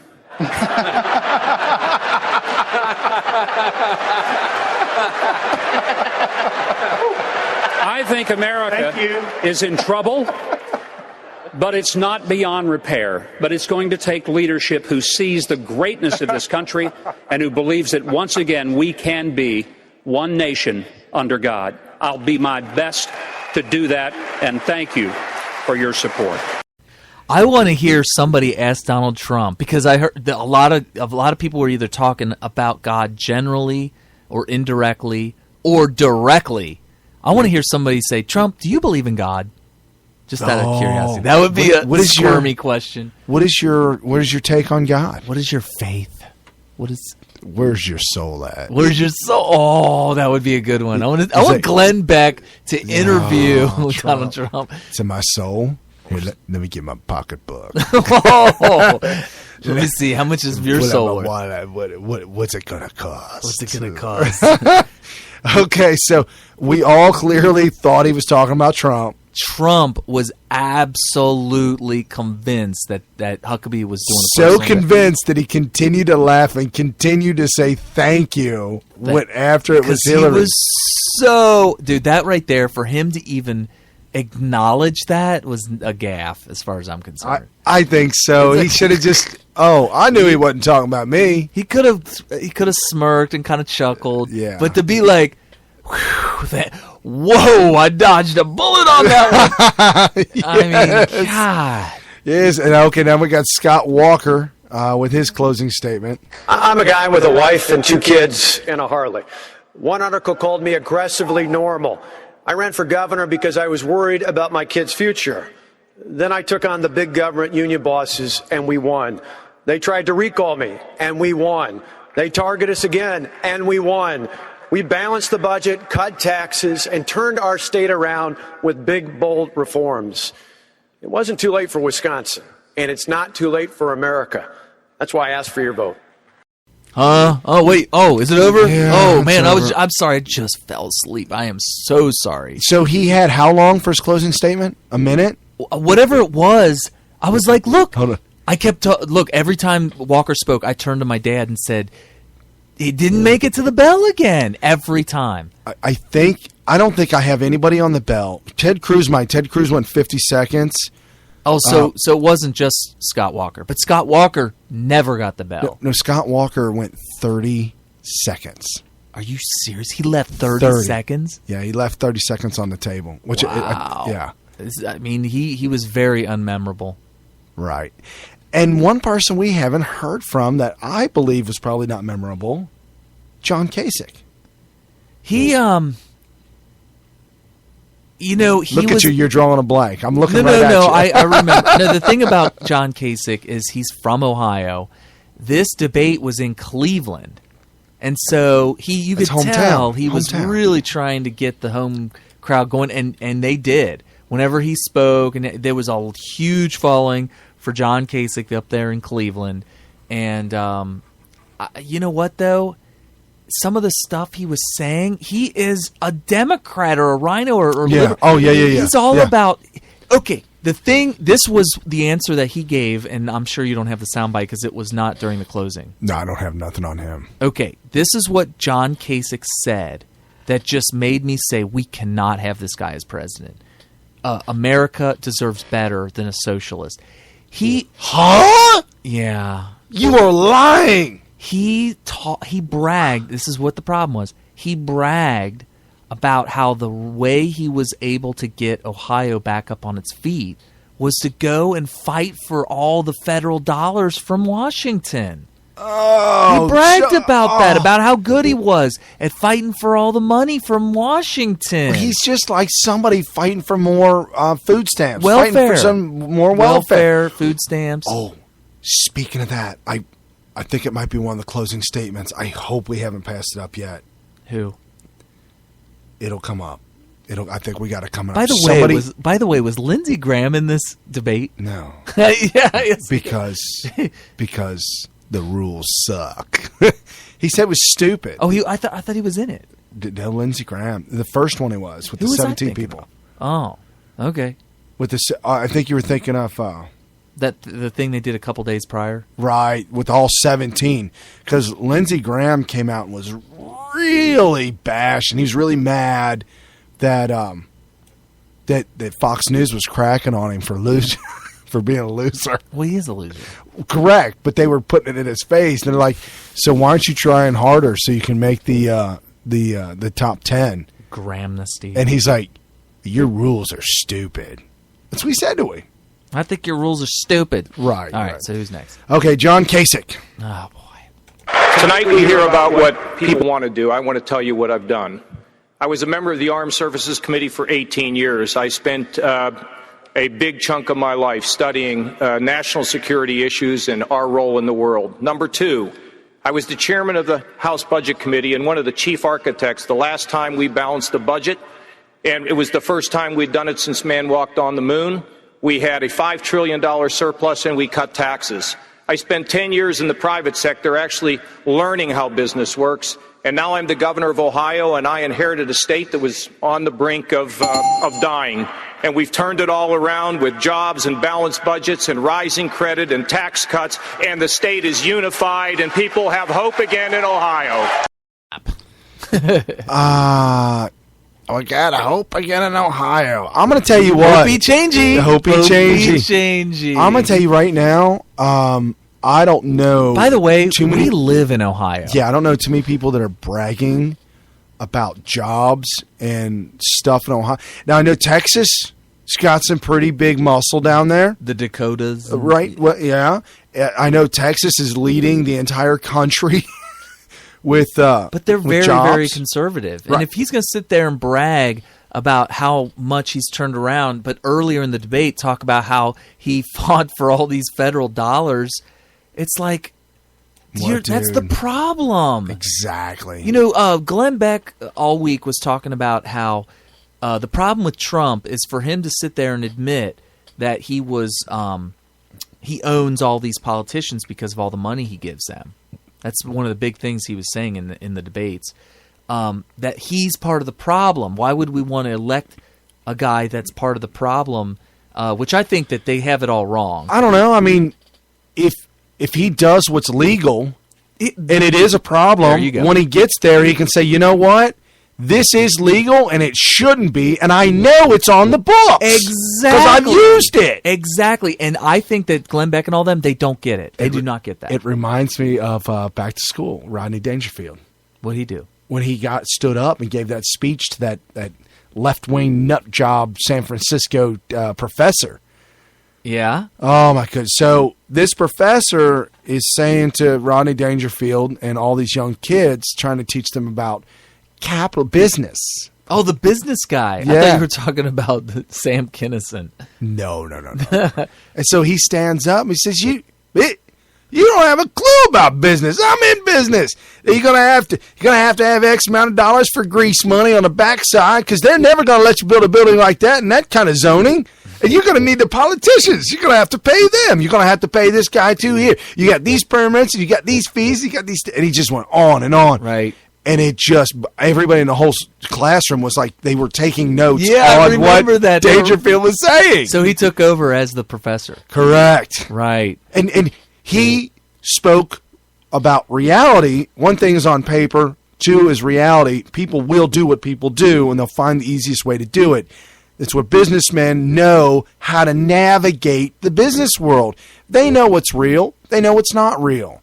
And so they're the ones, if anybody, to trim the fat, to cut the fat, to make it more streamlined for people to start a business and be successful at it. Okay, so here's a perfect analogy.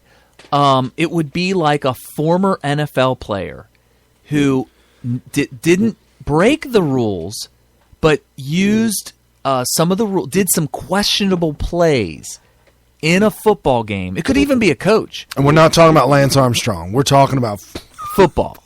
Someone legally. Legal, not illegal. Not illegal. So let's say a coach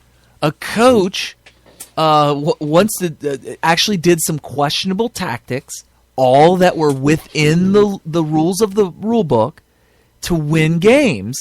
He goes and runs for the presidency, commissioner or presidency of the officials. Okay. I'm talking about the board that makes the rules. Right.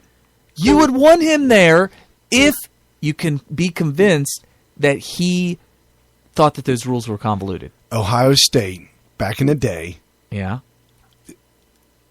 kept a receiver out of bounds all the way at the 10-yard line on the other end. Well, he's offsides, isn't he? As soon as they hiked the ball, he stepped out on the field. Yes! Don't tell me that was legal. Touchdown. It was legal? Yeah, not anymore. So whoever that coach was that came up with that play, if he ran for the position of the let's say the board that makes and changes rules in the rule book, you would probably want him on there. Because when they hiked the ball, he was not offsides. He was out of bounds. which at the time was legal. Good to go. Because as long as you didn't have too many people on the field. Right. And if you ever watched the movie Waterboy. Which I haven't. Oh! I'm so sorry. The Fonz. I did hear that it was a terrible movie. Oh, it's the best movie ever. Shut up. It was just, Do I need to get it? It's one of his best movies ever. Who? Adam Sandler. Hey, come on. Dude, it was just What about the golf movie? And that's like the only movie he made that was any good. No, this one was good. Happy Gilmore. This one was good. So the Waterboy? Yeah. So the Fonz has this notebook full of the greatest he invented all these phenomenal plays that nobody's ever seen before. Okay. And the bad coach intimidated him and stole his book, and that's why he wins all the time. So Waterboy steps in and makes it right. Okay. All right. Okay, so Marco Rubio. Right, let's get to him on his close.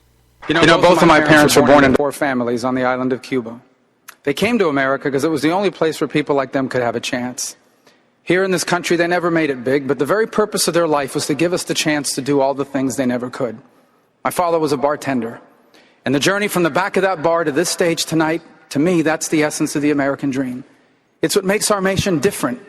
And I'm running for president because I want that to still be possible for the people trying to do that now. I run for president because I believe that we can't just save the American dream. We can expand it to reach more people and change more lives than ever before. And that's why I'm asking for your vote, so we can make America greater than it's ever been and make of this century a new American century. Okay. It got really high marks. Yeah. That. He got a little touchy-feely there at the end. Well, a lot of people thought it was one of the better closing remarks, and people, I think that I'm not being sexist, or I'm literally just going by what Frank Luntz and Hannity and all the people were talking about. The women just think he's hot, and I think they want to vote for him. Now, the bell did not ring on him, right? It didn't sound like it, no. These 45 seconds. 43 seconds. He got to his point. Okay. Right. I'm good with that. I like him, like what he's saying. Only problem is that I'm not sure where his soul's at. I'm not sure if you give him the most powerful position in the world. He got taken to the back, the pipe smoking, whatever, in the back room. Right. The smoke-filled room. Right. And they tricked him. My question is, he goes into negotiations. Maybe he flies over to Iran, or maybe he goes into Moscow, whatever. And he has to do some high-level negotiating. And they take him to the woodshed. And he comes out, and he's got a smile on his face, and he's like, well, that wasn't so bad. And then he tells us what happened, and we're all like, you did what? What is wrong with Rubio? What do you mean you gave away the Louisiana Purchase? Oh, wow. Well, I mean, it can't be as bad as Panama. Who did that? The Panama Canal. Oh, there was a 99-year lease on that, and when it came up, when it was due, there's no renewal. We'll just give that back. It got foreclosed on. Oh, there's like that yellow slip in the door or something. Right. You're foreclosed. Oh, wow. No, all of his furniture was on the lawn. Oh, man. What just happened? You look about the front rent, she'd be lucky to get the back rent. Oh. I said, but I'm tired. Oh. All right. Oh, you lean up against the post. Yep, I'm tired. Oh, man. All right. Man, it's getting late tonight. Here's Jeb's closing, and this... ramble. Wah. Go ahead. If you got to use the bathroom, go ahead. Use it now. We'll be back after this break. You got 43 seconds. Here's what I believe. I believe we're on the verge of the greatest time to be alive in this world. But Washington is holding us back. How we tax, how we regulate. We're not embracing the energy revolution in our midst, a broken immigration system that has been politicized rather than turning it into an economic driver. We're not protecting and preserving our entitlement system or reforming for the next generation. All these things languish while we have politicians in Washington using these as wedge issues. Here's my commitment to you, because I did it as Florida. We can fix these things. We can grow economically and restore America's leadership in the world so that everybody has a chance to rise up.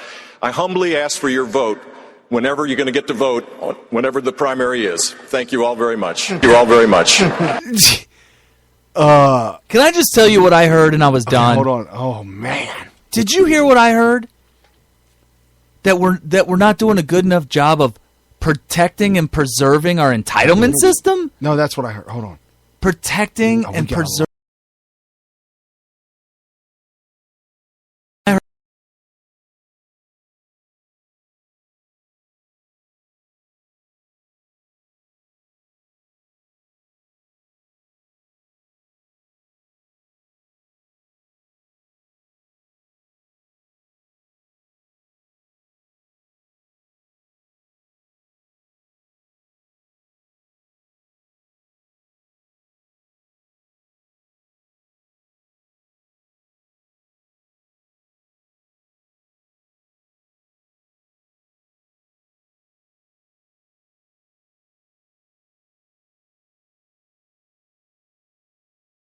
I could try on my. Oh, there it is. Yes.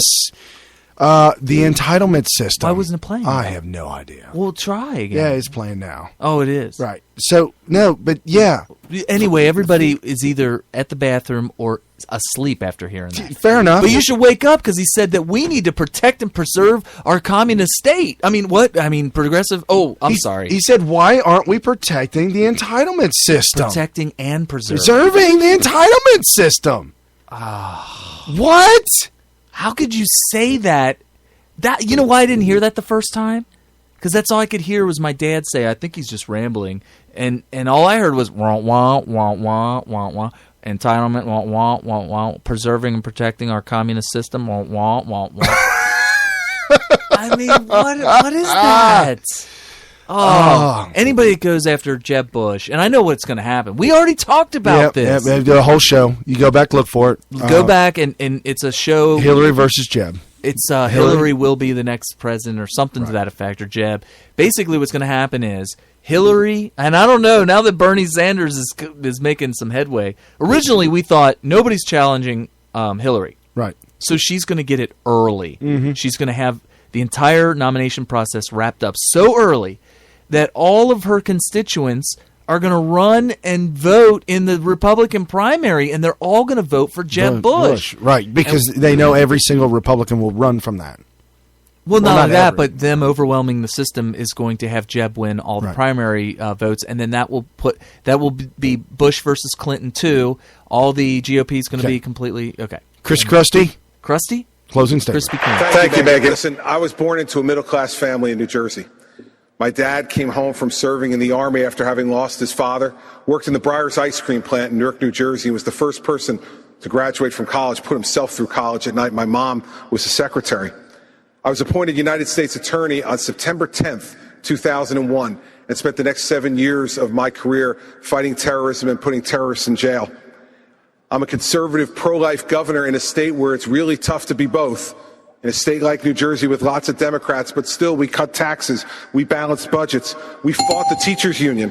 This president has had weak leadership, which has led to bad choices. We got to stop worrying about being loved and start worrying about being respected, and that's exactly how I'll lead our country. Okay, he wasn't the one that said, I'm a different kind of Republican. I hate to say this, it might be Rand Paul that said that. Oh, he did say that. Okay. I remember him saying that. Okay, so Chris Christie obviously has a little bit of a weight issue thanks to Breyer's ice cream. Briar Patch. The Breyer ice cream. So, but also... he's a communist. Look, my dad... Not a communist, but he's a sympathizer. Yeah, I wouldn't call it... He's definitely not a communist. But no, here's the problem. My dad goes to Atlantic City all the time. And he said that place is boarded up. Yeah. There's casinos... the same debate, Trump was talking about how terrible New Jersey is, and he even said, you can ask Christie. Here's the thing. If you name somebody in the debate, they get a 30-second response. He said, you can ask Governor Christie how bad it is in Atlantic City. All the casinos are closed down. And so 30 seconds to Christie. Okay, go, Christie. No, they didn't even ask him. Christie, go. Ding, ding, ding, ding. Oh. Well, back in the day, Trump said he was going to revive the casinos there. He was going to redo the whole Atlantic City. It was going to be Boardwalk Central. It was going to be beautiful. He was laying out the land. It was the governor or whoever was in charge. It almost bankrupted him at one time. He had to walk away from it. No, here's what my dad said. He doesn't even want to go there anymore because this is mandated by the state. This has nothing to do with any decisions that the casinos have done. They're charging like $10 for parking everywhere. If you go into a casino to park in their parking lot, they're required to charge you $10 to park there. By law. Yeah, and it goes straight to the state. Oh, that's nice. Okay, Rand Paul. Yeah, Rand Paul. I'm a different kind of Republican. I've introduced a 5-year balanced budget. I've introduced the largest tax cut in our history. I stood for 10.5 hours on the Senate floor to defend your right to be left alone. But I've also gone to Chicago. I've gone to Detroit. I've been to Ferguson. I've been to Baltimore because I want our party to be bigger, better, and bolder. And I'm the only one that leads Hillary Clinton in 5 states that were won by President Obama. I'm a different kind of Republican. That's a good thing, but here's the thing about Rand Paul. Because he chose Mitch McConnell over Bevin, right. I could only vote for him after he completely wins the primary. Yeah. If he wins it, I'll vote for him as prevent defense to keep communism from going. It's one of them things. It's a deal ender. Other than that, I do believe that everything he says sounds great, but why would you pick Mitch McConnell? Right. It throws his entire character into question. Do you have Ben Carson? Ben Carson's next. All right, let's do it. Well, I haven't said anything about me being the only one to do anything, so let me try that. I'm the only one to separate Siamese twins. The only one to operate on babies while they were still in the mother's womb. The only one to take out half of a brain, although you would think if you go to Washington that someone had beat me to it.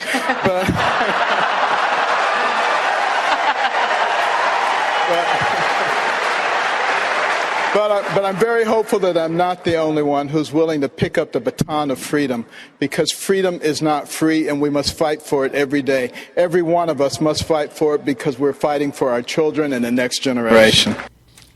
Solid. Yeah. Oh my gosh. Here's the thing that that I love about that closing argument.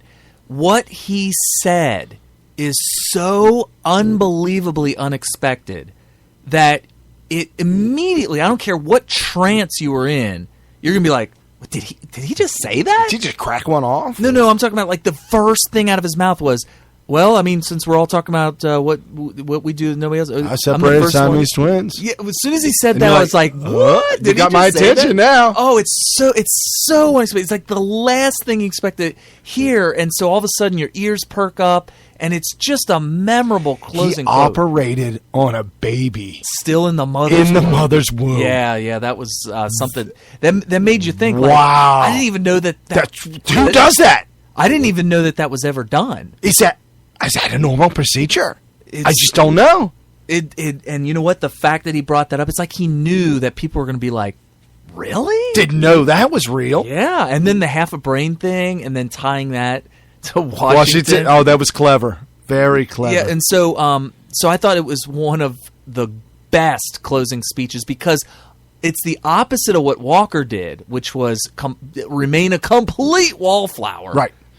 Ted Cruz, we haven't done him. His statement next. Okay. If I am elected president, let me tell you about my first day in office. The first thing I intend to do is to rescind every illegal and unconstitutional executive action taken by Barack Obama. The next thing I intend to do is instruct the Department of Justice to open an investigation into these videos and to prosecute Planned Parenthood for any criminal violations. The next thing I intend to do is instruct the Department of Justice and the IRS to start persecuting religious liberty. I then intend to cancel the Iran deal and finally move the U.S. Embassy in Israel to Jerusalem. I will keep my word. My father fled Cuba, and I will fight to defend liberty because my family knows what it's like to lose it. Ooh.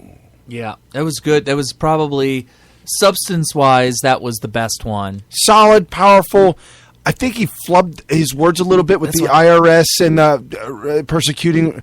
He wants to go after. I think he wanted to say preserve. Yeah, religious liberty. When he said persecute religious liberty, I started questioning whether or not I knew the definitions of words because I was like, wait, what is he doing? We don't want to persecute that. Is he going to burn down all the churches? I mean, what is he doing well, here? you know. I don't know. I think it was an obvious misspeak. Yeah, that's just not who he is. But, I mean. But words do have meaning, so I'm just going to go ahead and say the next debate needs to.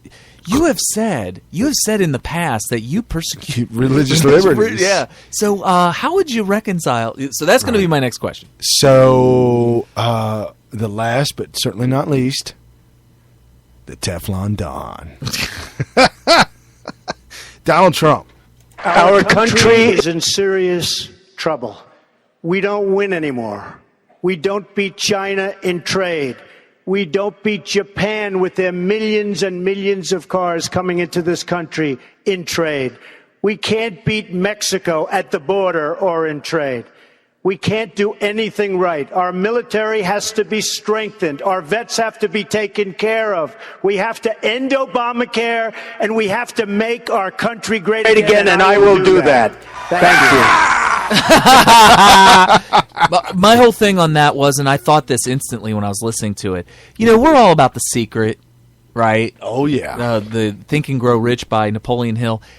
I don't know if you want to pound people into the ground with so much negativity. I understand the whole break it down and then build them back up thing. Right. But you got to leave time for the building back up. The whole beating down that long is, because you know what heals all wounds.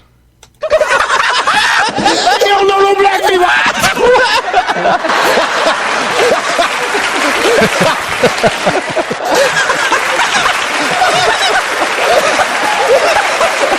What was that? That was Steve Harvey's for real laugh. Oh, he really laughs like that.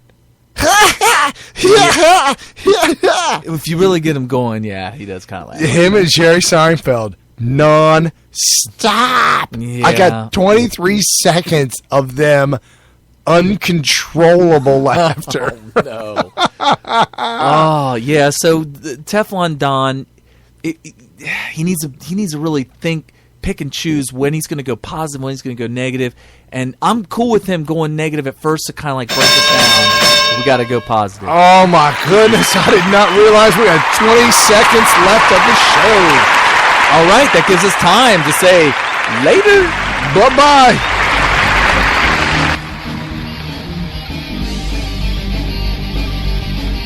Without fathom.